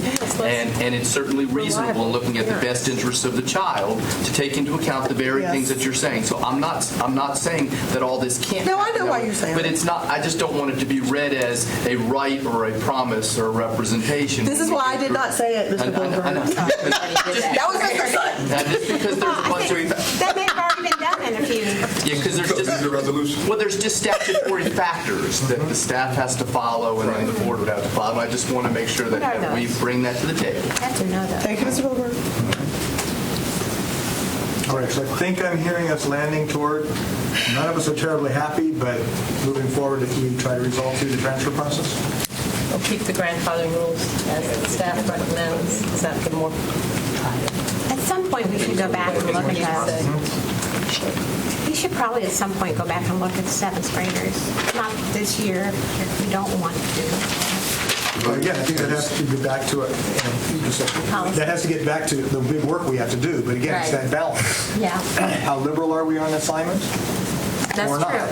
Well, and that's going to control what we can do for grandchildren. And to your point, one of the things I was not going to bring up again, another issue is so essentially when Fuquay's ready to move, regardless of whether they're swinging in or new space, then our current proposal with our RTI work is actually the exact year, essentially. So there is going to be, to your point, a drastic move at that time, or at least that's where we are today. I don't know what the board will do, but that's the conversation we're having, that we will be making bigger shifts if we do our RTI work at the exact same time that somehow Fuquay will be getting the change. RTI is about systemic stuff, not necessarily dramatic. There may be some major things, but I don't think. Well, we can look at our district and tell there's going to be, right? Because we have a little bit between our two districts. We're in a quadrant that there is going to be reassignment based on RTI. Ask Glenn to restate his recommendation to make sure we were clear that we're keeping grandfathering as it is. 8th graders and siblings for 1 year only would be the staff recommendation. And you can address them through the hardship transfer period. Individually. Based on the factors. Thank you. Is that where we're landing? I think that's where we're I landing. think I'm seeing majority.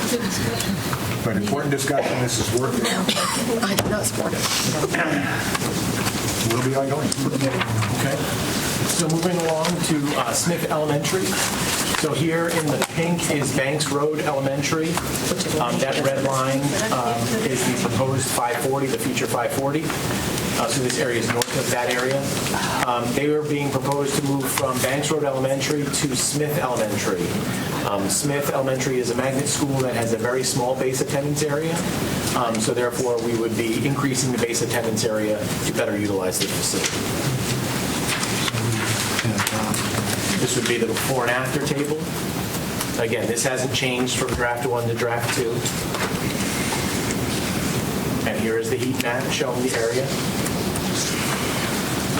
Does anyone further have a read on what the IB open house at Smith looked like, how it was attended? I don't have any data on that. Do we have magnet people? So not significant, I asked, but I didn't ask for it, I didn't get a number. And the other question, which I asked if they could do separate open houses because this is, again, a huge transition from calendar. Because of the expansion of the base, to your point, not necessarily because of their IB. So they didn't do an initial open house. They opened it for people to come, but they only had 2 people attend that would be coming from Banks. So I guess the recommendation they got from staff was to wait to hold something after we passed the assignment, which I tried to get us to do before. So we could convince parents that for efficiency we're expanding their base. But it was very small. Not well. Okay. We do have them. And we can share with the magnet office the actual students so they can reach out to them specifically. Okay, good idea. Which might work if we do it at the same time which we can talk to Smith about, which I've had a little conversation at the same time of them doing open houses for folks that are going to be reassigned to them as a traditional calendar. Yes, I have some strong feelings about how we do that because, again, it is a shift for families. So, I'll talk to the principal, and what we didn't talk about is adjoining with the magnet program because they are not highly sought. So again, what I didn't actually talk to them about that I'll go back and recommend, and I'm sure staff will as well, is that they do them jointly because if the magnet application pool is low and as you all know, there's a ton of pushback to not go to a traditional school, which is why we're expanding the base. So I think we have to do both well. We have to really ramp up the way that we're exploring and talking about the magnet in addition to opening the arms of that school for families who are coming from a year-round to a traditional base because we're expanding the base. So I'm just saying both have to be done exceptionally well because it is, unfortunately, an under-enrolled school for both reasons, the magnet applications and the smaller base, which is not a good recipe. Correct. So I think staff knows that. So with regards to the proposal, is there anything that the board would like to review or discuss additionally? And how many kids are in this little narrow window? I don't For think I wrote that elementary? one down. Yeah. It's somewhere around 80. It's maybe because it's a higher growth area. And Yes. Banks is not There are 2 able new to, developments that have begun already. but don't have children in them yet. They do. Oh, They do, have children. yeah. Okay, they're just newer ones. Well, But this is one of those issues that addressing it now will minimize the need for grandfathering later. Yes. If we hold off on this, then we get the same issue that we've just been talking about. Absolutely. So this is a precise issue of when do you do what? Right. And that's a conversation I've had with parents. I mean, this is a hard move, but I actually used the middle school as an example of what happens when we don't do that. so these families would have the same opportunity, terminating grade plus younger sibling for a year. Right. Grandfather. But now we're sending, which I also talked to Glenn about, but now we're sending their siblings to a year-round middle school instead of a traditional middle school as we switch the kids to the quantum we have. So, and it's not that many. Because we looked at the numbers. We do have the ability to offer calendar applications for both the elementary and the middle school. I don't remember the number, but we are doing that as well. So if the families would like to align on the year-round calendar with the middle schooler at North Garner, we do have Timber Drive available for elementary. And if they'd like to stay at Smith on the traditional, we do have, I believe it's Dillard Drive Middle School as the calendar application. And I asked Lynn to look at those numbers because it does cause two things. We're moving their middle schooler to a year-round, and we're moving their options further out for calendar option, which is not ideal. Without transportation. It will be with. Calendar application has transportation. Yeah, it would be with, but to first no. What's wrong with me? I can't keep up with it. Used to be easy. Yeah. It's a number of schools. It's a number of schools. So yeah, so we'll continue to talk to parents about it. And that number is also not tremendously high, but it's enough that we have kids on mixed calendars potentially. And to get on the line calendars, they'd have to go further east. Which is a reality district-wide, unfortunately. Yes. Agreed. Okay. So now we're into the calendar application area changes that are proposed by staff. This first slide talks about just removing an option that is technically, say, in quotes, not an option due to the fact that the school is so overcrowded or has an enrollment cap. So Brassfield Elementary currently applies to Bailiwick or Abbott's Creek. We are proposing to remove Abbott's Creek as a calendar application school and allow them to apply to both Bailiwick and Wakefield. Is this geographically divided? No, this would be the entire base could apply to either of those schools. That is correct. Geographic district. Okay. That is correct. Is there a reason it shouldn't be? Both schools, yes, Bailiwick is capped, but it's only because of the K-1 egress concerns. But at the upper grades, they would have ample seats should families want to apply. So that answers, given your transportation efficiency, I guess that is something certainly we can look into further, yes. Because it might be better to split the base, you mean, between Bailiwick and Wakefield and have one choice? But then in that case, would we be able to get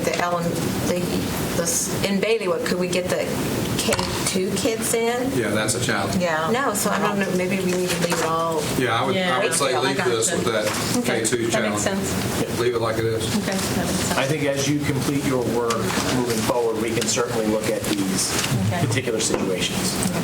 But just for the record, we're putting an asterisk on there. This is probably not a stable long-term calendar application. So Buckhorn Creek Elementary has a split. Part of their base attendance area can apply to Holly Springs Elementary and Holly Grove. Holly Grove has an enrollment cap, so we're proposing to drop that and just have families apply to Holly Springs. The Valentine and Herbert Akins, we're just requesting that they remain as is. And then Lynn Road has two separate areas depending on where you live. One area can apply to Briar Creek and Sycamore Creek. Sycamore Creek has an enrollment cap. Again, just dropping that as an option and allowing families to only apply to Briar Creek. And Glenn, if I remember correctly, there is no one that applied out of the Buckhorn base that's currently at Holly Grove. There actually are 3 students, and I believe it's because they had moved. They weren't in the Buckhorn base. They came out of Holly Grove and moved in, and were able to stay that way. Okay. And so all of these students and all of the next couple slides with calendar application changes, they can grandfather all grades because these aren't done for crowding concerns as much. They can grandfather back all grades because the numbers are so low. Say again? Even with a cap school? Yeah, they've already been attending. The numbers are really low. If I told you on this slide, there's probably, I think, 1 child at Sycamore, 3 at Holly Grove, and I want to say maybe 5 or 6 at Abbott's Creek. There's not many. It's just, since Buckhorn Creek has only been open for 2 years, there's, families who would have liked that option. I think that is really,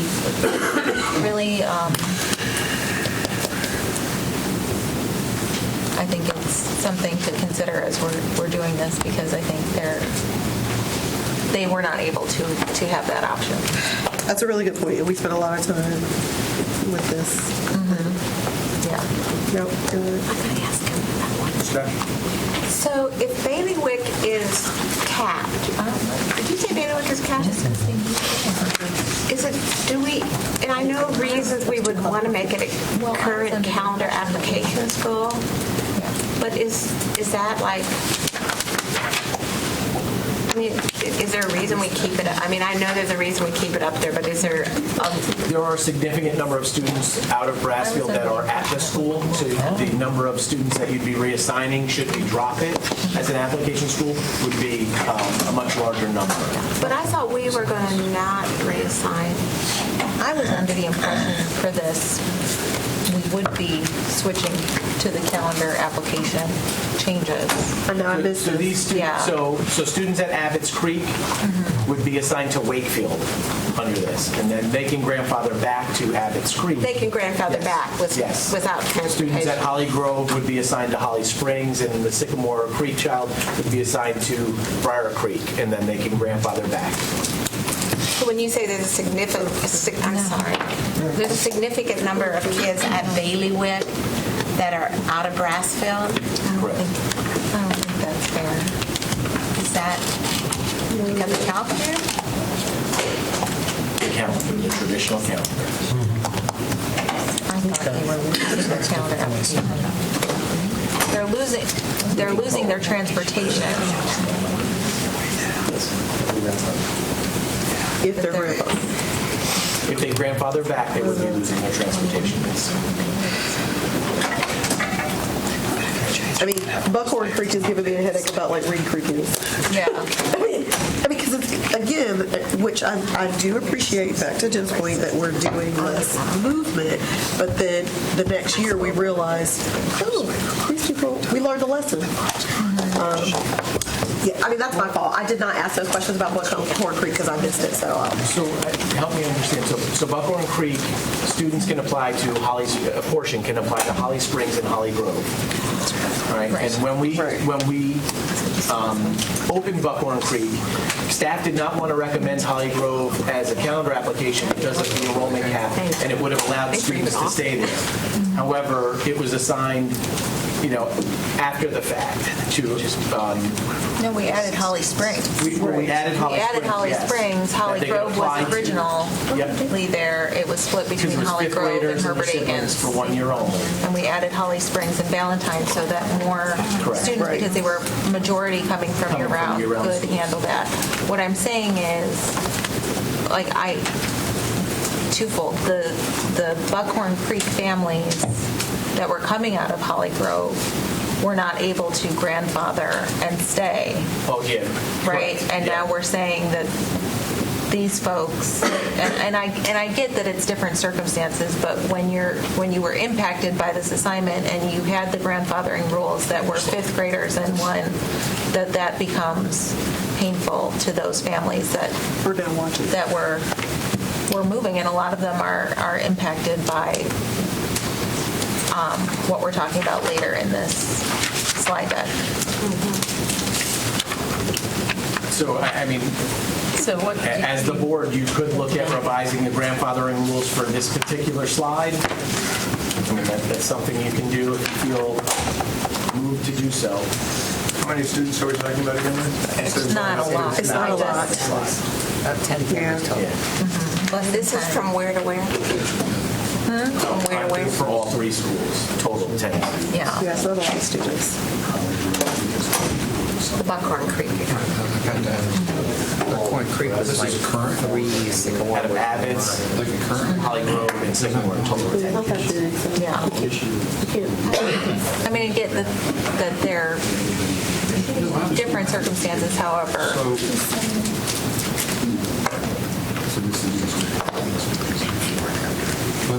If I'd have purchased my house later, I would have been able to grandfather. Yeah.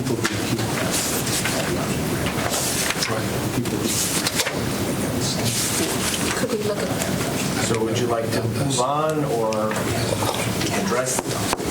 this issue differently than the remaining slides. Because as we get to these other slides, these are calendar applications, schools that we are dropping and no longer offering. So all of the base schools you will see are on the traditional calendar, so we're no longer offering a year-round application school with district transportation. Families can still apply for a year-round school. However, if granted, they will not receive district transportation. These are underutilized. Yes. Like severely underutilized. This slide in particular. This slide, and the next several slides. I think there's about 4 or 5 slides, and the total cumulative number of families was about 80, I think. I think it was less than those. It was probably around 60, I think, yeah. And that's a small number of students, but a lot of bus routes. Okay. So does the board have any other questions or concerns regarding these calendar application changes that are proposed by staff?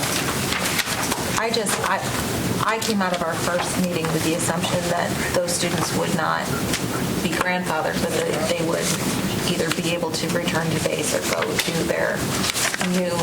So we are assigning them to the new option. So for that first slide, the Buckhorn Creek kids, the kids that are Abbott's Creek, Holly Grove, and Sycamore, we are assigning them to the new option or the remaining option that is left. Okay. It remains the same calendar. Yeah. But they can They remain grandfather on the same back. calendar. They can grandfather back based on the rules that have been proposed, or they can apply to go back to their base school during the request for transfer period. That would be the options that the family has. If they grandfathered without transportation. They would grandfather without transportation, yes. In draft 1 and draft 2, for those slides here, all of these, we had recommended, based on conversations with the board, that students could grandfather at all grades. And again, the rationale here is because this is not for capacity, this is transportation efficiency. So if parents are providing transportation anyway, and it's not for capacity, then the grandfathering doesn't hurt. The only ones that really are for capacity are on this first slide, where these are non-options for families, because unless they have a sibling who's already attending the school, we wouldn't approve them.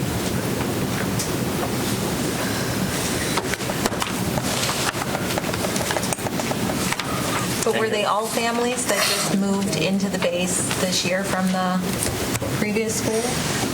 Like the Sycamore Creek, were they in Sycamore Creek and then moved into the...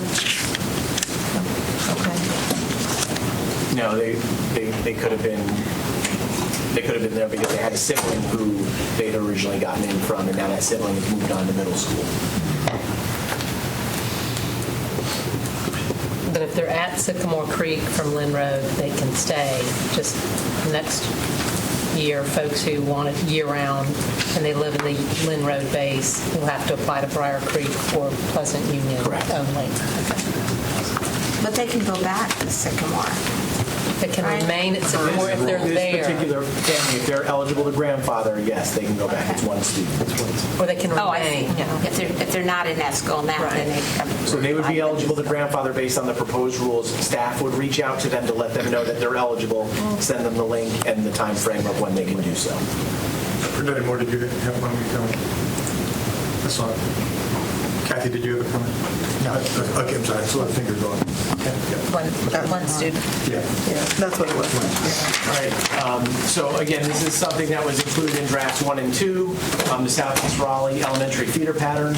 It was established last year that Centennial Middle School and Southeast Raleigh High would be the feeder pattern, and then we are just including Martin or Daniels as the calendar application students, as the calendar application schools for these students.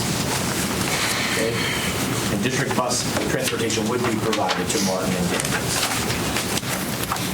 Any questions or concerns about that?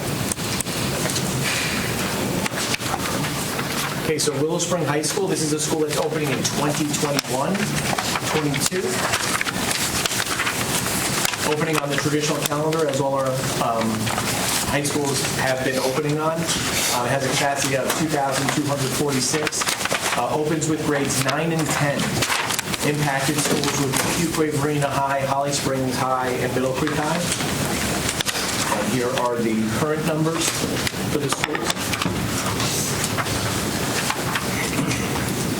So looking at the base attendance area. So when we established the base attendance area for Willow Spring, which you can see in the yellow on the right-hand side, we needed to make this base attendance area large enough because this is not a densely populated area. It's a lot of county land, so there's not a lot of water and sewer out in this area, so it's not very dense. Therefore, in order to provide the school with opening with enough students so that they can run adequate academic programming, we needed to make sure that we cast a larger net when we looked at the assignment area. So that's what caused this ripple effect as you go to the west. It also works in our favor in the sense that you've got Holly Springs High School, which is a high-growth area, is a school that's continuing to be crowded. So therefore, we were able to provide relief to Holly Springs by also backfilling those students into Fuquay High. This has gone through several iterations. This is the same iteration as that was proposed in draft 2. We did go to the west and south there and grab additional vacant land for new developments that we're beginning as well. Here are the before and after tables, kind of the same from draft 2. Again, these do not factor in grandfathering. And here's the heat map. As you can see, this is where the growth pockets are continuing.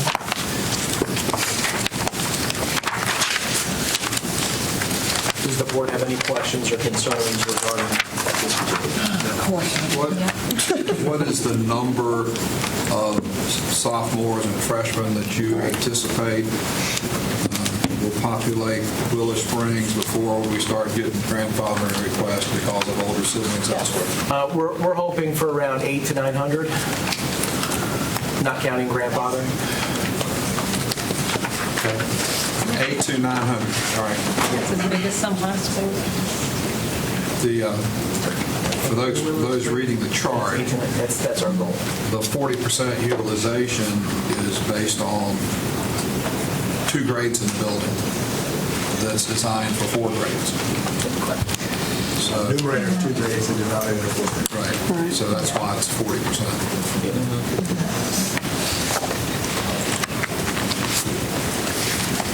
And the high school is sprouting projects every day. Between 540 being completed, projected to be completed, and a brand new high school, elementary school, and recognizing the growth in the area, their new projects. I mean, northwest of Fuquay, Johnson Pond Road and whatnot is alive and kicking, but this is going to be as well.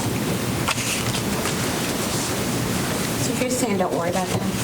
Is that what you're saying? That's going to grow fast? I say it's going to grow. I hope you're right.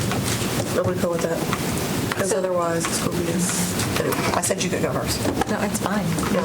I need a break. As much as 540 might cost to drive, avoiding 401 north at 7 o'clock in the morning.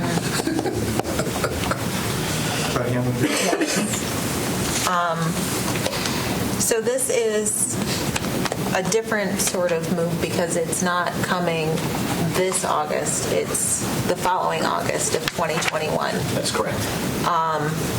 In this, we are opening a new school to fill, but we also have an existing move, particularly out of the Holly Springs base attendance area to Fuquay-Varina High School when they return to their original site on Bengal Boulevard. What is the communications plan for these families? Because they will not be asked to file and to grandfather, and this is for everyone who's eligible. They won't be a part of the grandfathering filing period this year. They will have to wait a calendar year to do it. So what is this coming out, communicating? How are we reaching out to those folks? So about this time next year, we will include these students in that list of families that we reach out to personally through email to let them know that they are eligible to grandfather. We will send them the link and the dates that they can apply. for grandfathering, and they will be included in that. We also have in this year's letter that we will send out to families a little blurb about that, letting them know, to remind them that we will be reaching out to them next year to provide them with these details. In that matter, also, we talked about a little bit, say, if you would like to, particularly for your rising ninth graders, if you'd like to transfer a year early, so you spend 4 years as your cohort, we can address that through the Yeah. Yeah, I think they're not that we gonna had talked do that. about that, but we have crowding concerns at Fuquay already. I think that was Yeah. one of the issues. I know we had talked about that earlier. Even though do they still have the crowding concerns in the Willow Spring? Yeah. Because they're at a building that's going to be the same capacity now. But we can certainly look at them on an individual Yeah, that'd basis. be nice. So there are two different grandfathering rules that apply. So for the students that are going into Willow Spring High School, if you're a junior or senior, you're not eligible. You're not assigned, correct. But if you are the sibling of one of those juniors or seniors, you can apply to grandfather and you get transportation for as long as your sibling is at the school? Correct. Okay. And then the existing to existing piece, can we go over the grandfathering rules for that? Because it's not rising ninth graders this year. It's the rising 7th and 8th graders that are impacted by this. So can you walk us through that? So current rising 7th and 8th graders next year, who would be rising 9th and 10th graders when this school opens. If they, The 10th graders. The 10th graders, yes, they would be eligible to grandfather because it would be an existing to an existing school. So anyone who has attended Holly Springs High School, would be eligible to grandfather the year that this move would take place. Okay. And that's all grades. And does that include their siblings? Yes, their siblings can grandfather with them. Their siblings can also transfer. So if you have a younger sibling, and let's say you get to be in 12th grade, and then you have a rising 9th grader coming, that would just be a regular transfer, and that's a guarantee when we always allow entering grade siblings to transfer in. So if I'm a senior, my 8th grade sibling? No. Or my 9th grade? So I'm a junior, my rising to a senior. Yes. My rising sibling, 9th grade sibling, is eligible to So the grandfathering and transfer rules are almost the same in this sense. You have to have a student, the older student has to be assigned to that school for the next year for the rising child to be able to be eligible to transfer. Because the grandfathering request, in essence, is a transfer. So because of the way that this map and this attendance area is laid out, Holly Springs High School is getting to be pretty overcrowded. And there isn't any relief to the north with Apex Friendship because... That is correct. We do have a new school, H12, opening, I believe it's 2024. But that needs to be strictly for the growth that we have in the Apex Friendship area because that school, we've already added trailers to the campus and they still have crowding concerns. So this is the relief coming for Holly Springs. Correct. I know you've looked at existing or subdivisions that have come up and have included some of them.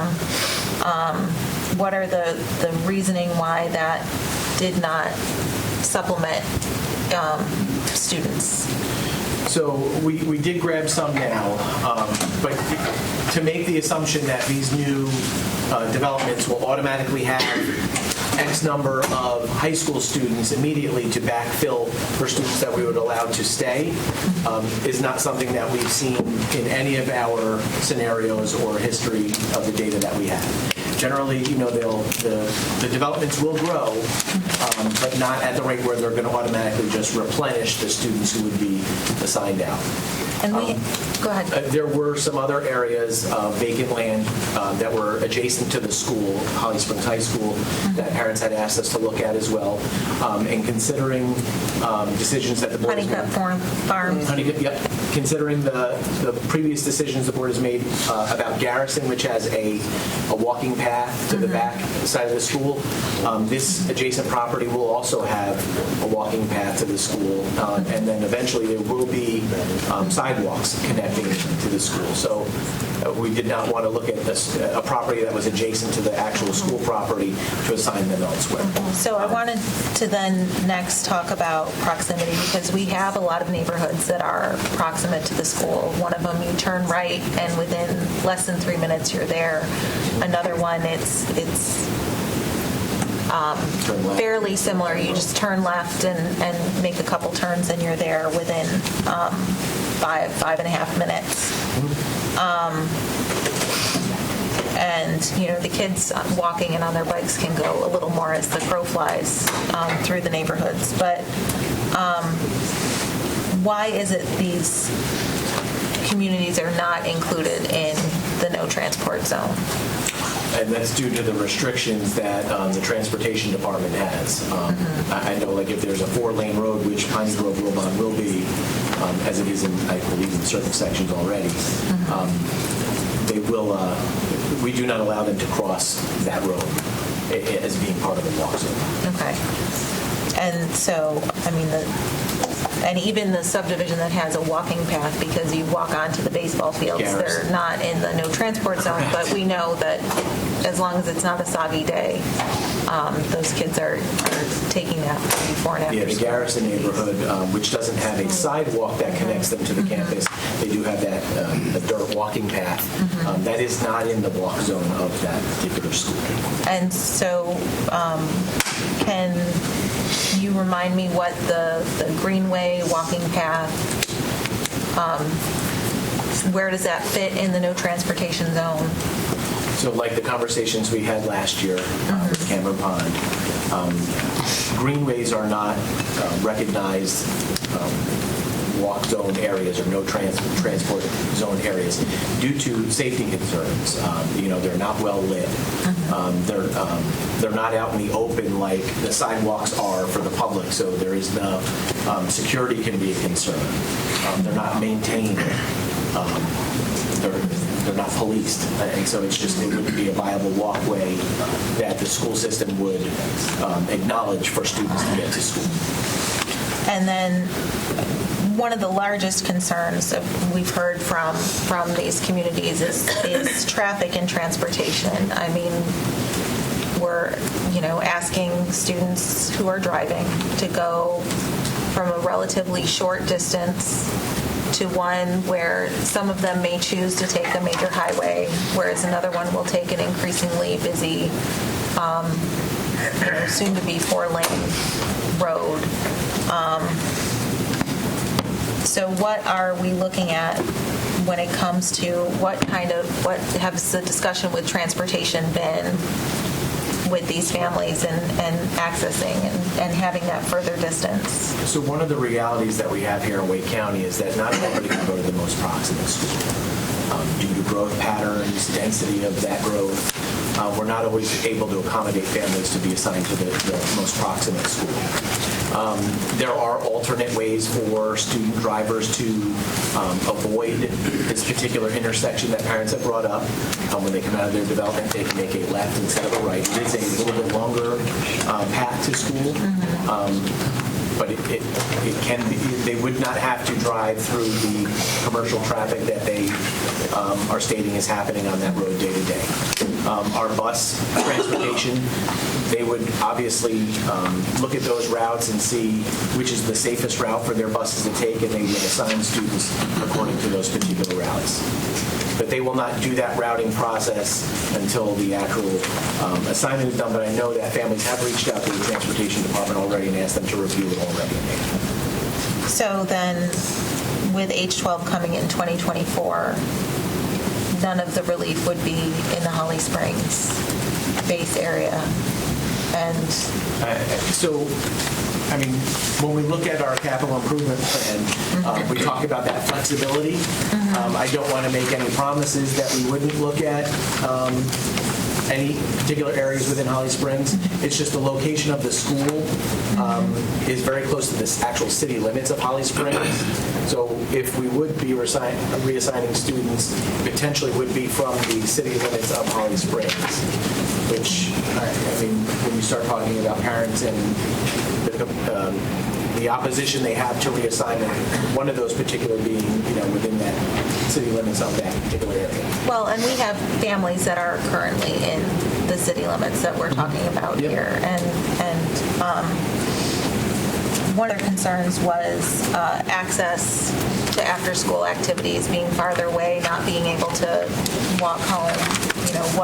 What does it look like for an activity bus, or if you're doing an after? I see some of our former high school principals sitting around. They may have a little more of an idea with that. Transportation.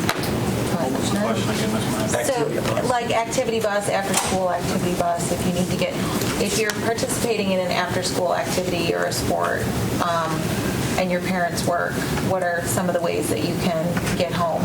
Because right now, some of these families, the kids are able to, ride their bike or something. So. Yeah, I mean, at the high school level, an activity bus typically runs one time in the evening. Satellite routes. It won't take them to their front door necessarily. That's typically a primary mode of transportation for any student that doesn't have access to after-school transportation. And it's important to note there that that's Yellow Bus running an activity route, which is different than we talked about our activity buses at the time. Yeah. Activity buses are for special events, field trips, that kind of thing. So, I guess This that's right. activity bus is Yellow Bus. It's running an activity route. Thank you for clarifying that.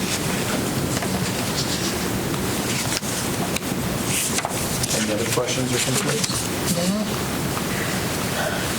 I mean, I already asked you my questions, but one of them, which is what we had to ask the last one, which is the same for the kids who are going to be staying at Willow, which I did not make it into. I'm just turning around because I didn't make it into the academic presentation while at Willow because I was talking about reassignment versus the activity. So can you just give me a brief kind of anticipated your expectation of what we would consider small 9th and 10th graders within a high school in terms of what they'll have academically and what we can start talking to parents about, which we have every time we open a high school. But Well, I think, first of all, it will depend a lot on demand and what the student needs are at Willow Spring High School. Just as this past year, a lot of that course programming was driven by the demand at Green Level High School. I think the reality is if it's just 9th and 10th grade, there won't be necessarily 25 advanced placement course offerings that there might be at a 9-12 school. But I dare say that there will be a comprehensive program available for all those students. There may be some limitations on extracurricular activities just based on the number of clubs and again, to the demand, numbers of teachers and staff that can coordinate. But I think typically we found that the costs and the benefits kind of equal themselves out, and the feedback even from Ms. Summers at Greenwood this year has been that there may be some limitations in offerings, whether it's curricular or extracurricular activities, but there are also opportunities for leadership and participation levels that maybe weren't existent in a previous school. And there will be those 25 or 20 robust AP as the kids 10th graders get to junior and senior year. Yeah, we're talking I think about that's they'll grow when they are more likely to take those classes will be there. Correct. I think that's important to know. Well, but that's not really their question, right? And that's so then the follow-up, because I have South Florida, and when they don't go there, that's not true, right? So there's both of those things that exist, but the other piece is back. So it's a hard sell, right, to say that that's actually true, because if there's not transportation, then no, even if you build the extracurricular, scholarships in South Florida all the time, they can't have kids at their football game because there's no transportation there. So while we're building as a positive for some of our schools where kids don't have transportation, it actually is a limitation and a barrier because they can't participate because they don't have the transportation. Our school bus runs once for activity, and so it's a huge. That's right. So it's a huge issue, both course offering and extracurricular when we open a 9th and 10th grade school, especially in this part of the county. We're experiencing it daily right now. Yeah, they can't get any rides off No, seniors. there's nobody that drives. But the alternative is we don't want to reassign seniors. No. Well, we were not down that road at all. That's not the road we were on. No one said that. My point again is we will open schools 9/10. There will be some challenges, but there will also be opportunities. The fewer who attend, the less robust that 9th, 10th program is. I had an additional question, and more of a comment. Some of these families from the Holly Springs to Fuquay move.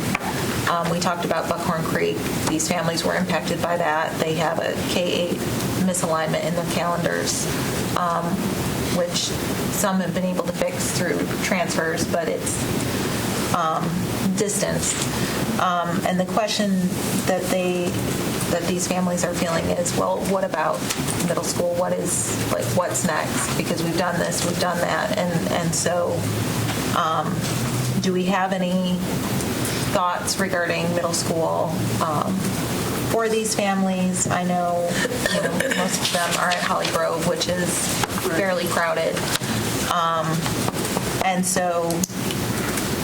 Or will we not know until Herbert Akins Middle School opens? So we did look at that, and when we looked, that's part of the reason why we looked more to the east for Holly Grove Middle School to get some relief, that area that's going to North Garner. Because of so recent that some of these students were reassigned when they went from Buckhorn, the Holly Grove Elementary to Buckhorn Creek. We probably wouldn't have any other recommendations in this area until 2022 when we look at Herbert Akins Middle, if any. But again, we're talking about a high growth area. As the numbers continue to climb in this particular area, we'll have to look at how to distribute the students even to schools. Well, and that kind of goes to my next question, which isn't necessarily germane to a particular area, but I know this year your staff has done a lot in reaching out to different town staffs because we've had these very high growth areas of, Fuquay and Holly Springs have had about 500 residential permits that they've issued each, Cary about 850 in 2018, and Apex 1,585. So, and Wake Forest 667. So like a total of 7,300 residential and commercial total. What kind of communication is, and this may be more to you, Wade, are you guys thinking of as you move forward, as we're talking with our town planners and we're seeing the impact that growth is having on our schools, especially at the elementary level with K-3? When those staff this year started setting up follow-up appointments, typically that's just that once a year annual update, and we've recognized that conversation has to be more ongoing. We started doing that this year as questions about the numbers that we were sharing in the early drafts were presented. So we've started that process, and I think it's going to be critically important that we continue to do that. So that door has been opened. The municipalities have been very eager to share information. It's just a matter of making those contacts and then following through. So is it you're finding out after a rezoning has happened or prior to a rezoning happen? Are we hoping to get more of that? Given that it's just starting, we're still in that reactionary stage. We're hopeful that because we're reaching out now, that we can hopefully get on the front end of some of that. At this point, it's still reactionary. And since you're on the front end, I mean, I was at a meeting or an event with a couple of town officials, and all of them were talking about they're looking at their 3 to 5 year projection, and none of them are under 1,000 homes, which is a huge, tremendous impact. Some of them upwards of 3,000 to 5,000 growth. So they're going to rezone some to apartments. I think that's the conversation. So to your point, is they are already projecting this, and even though it's projections, and we can't say we're going to guess this number, we're going to base that projection for enrollment, but I think we have to start thinking about that because we're back right here to this conversation of, oh shoot, thank you for telling us now you have 1,000 new homes in less than 3 years. Well, I think just, those numbers seem staggering when you say them out loud, but I think there's some context that needs to be given to some of that as well, is not all of them are kid-generating properties. And we see that in different parts of the county, the different style of home, the different style of property. Like a multi-use property does not generate a lot of students, kind of like a North Hills kind of property. Even though there's a lot of units, it doesn't generate a lot of students. So staff will be looking at that to try to balance and project properly so that we can accommodate all of that. Well, I think my point really is about when we move families, we need to also ensure them that we're thinking ahead, right? I mean, so it's less about the context for them, and it's more about we're not just saying, hey, Sam, what do y'all got in Garner next year? Like, we need to be clear to parents that we're asking longer than a year out projection, because that's what it feels like when we're assigning each year, that we're only talking about what you're going to do next year. And so it feels harder when it feels like we're not having a conversation across the entire county. So I don't want to cut off debate, but it is 5:22. And the e-cigarette discussion, we talked about, we knew this might happen, so the e-cigarette discussion will be moved to work session, or not, the main board meeting as an information item. So we have, grandfathering is what we have left. We've talked about it grandfathering a lot. So we've kind of got 8 minutes to sort of wrap up. Bill, I saw you had a question, and you still have a question. But I just want us to be conscious of time. Mine has nothing to do with grandfather. Okay. So. Lindsay? I'm done with grandfathering. So were we done? We had started. We haven't started. I don't know if there's anything more. We were just finishing. We talked about it throughout the length of the presentation. So there's some summary slides at the end. There's a couple summary slides, but I'm done with this Holly Springs, Fuquay. I just had one. Apparently, the greenway to go along Piney Grove Woburn will be a concrete sidewalk, and it will be about 8 inches wide instead of 5. Was what I was just told. It will be 8 feet wide. 8 feet wide. Yeah. Yeah, I like those. I think I need glasses. Thank you. Well, one of the things that I think we all recognize as we talk about Willow Spring High School is we have a year of additional information that we're going to be able to gather. Based on what we know today, this would be our recommendation, but we will obviously continue to evaluate and engage with families as we move closer to the opening. All right. You want to summarize the grandfathering? So to summarize, elementary and middle school students would be rising 5th and 8th graders and their siblings for 1 year only. These requests would be submitted during the grandfather transfer period, which is in December. Students who grandfather would not receive district transportation. And just as a reminder, the siblings would only be able to remain for 1 year only. The younger siblings of the rising 5th or 8th graders. And then the proposal for high school, existing to existing school, so that would be Wake Forest to Wakefield in this scenario. It would be all students can grandfather, and then the rising 9th grade siblings can grandfather as well. Again, we will reach out to all of these families to give them the link to where they can grandfather and notify them of the time period of when they can submit that request. And all grandfathering requests, if students are eligible, they are guaranteed to be approved. The existing to new school, those are the same rules that we've used in the past. Since we don't have one that's applicable to this particular school year, you have the opportunity to change it, next year when we look at opening another high school. But at this point, this would be the current rules that we've used the last several years. And then the elementary and middle school students that are affected by the calendar application changes, those are the slides with the fuchsia title. All of those students would be eligible to grandfather, again, without district transportation, and they would be eligible to grandfather at all grades. And again, siblings could grandfather as well for the life of the time that the students are at the school. And so that's all we have for the proposals. I do have some feedback and some changes that we can make that we'll bring to the podium. And then we'll update these actual changes on a final slide deck that we can share with the public later next week. Yes, I had one additional question regarding capping. Sorry, say that again? I had an additional question regarding capping. Okay. So if if I have a school that is capped, and let's say 70 kids came into the school, how is it that if you have a capped school, you can get the... So for elementary, the cap is a lot different than a middle school and high school. So middle school and high school, you set a cap number. Let's say it's 1,000. Student 1,001 that shows up, they are capped out. Okay. At an elementary school, you can still have that cap number. However, we have them maximize their class sizes at that particular grade level. So you could have 5 extra seats or 10 extra seats at 4th grade because you can fit more students in the 4th and 5th grade classes. So then maxing out those classes, they would take in any students who walk in off the street at those particular grade levels to max out those class sizes. Okay, and that's based on also based on who was living in the base attendance area. First come, first serve when it comes to capping. So only students who are capped out are kids that moved into the base area after the cap date was set? Correct. Okay. But not all of them may be capped out. Correct. Okay.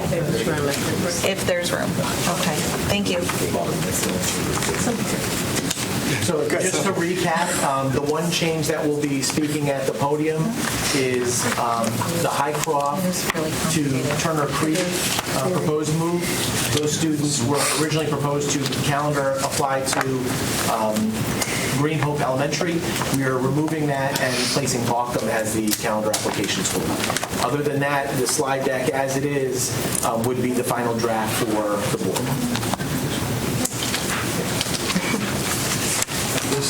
I know this is very difficult, but thank you for your time with this process. I appreciate your feedback. Very good. Thank you, guys. Very good. Thank you. Appreciate it. Thank you. A lot of work. This is Somehow.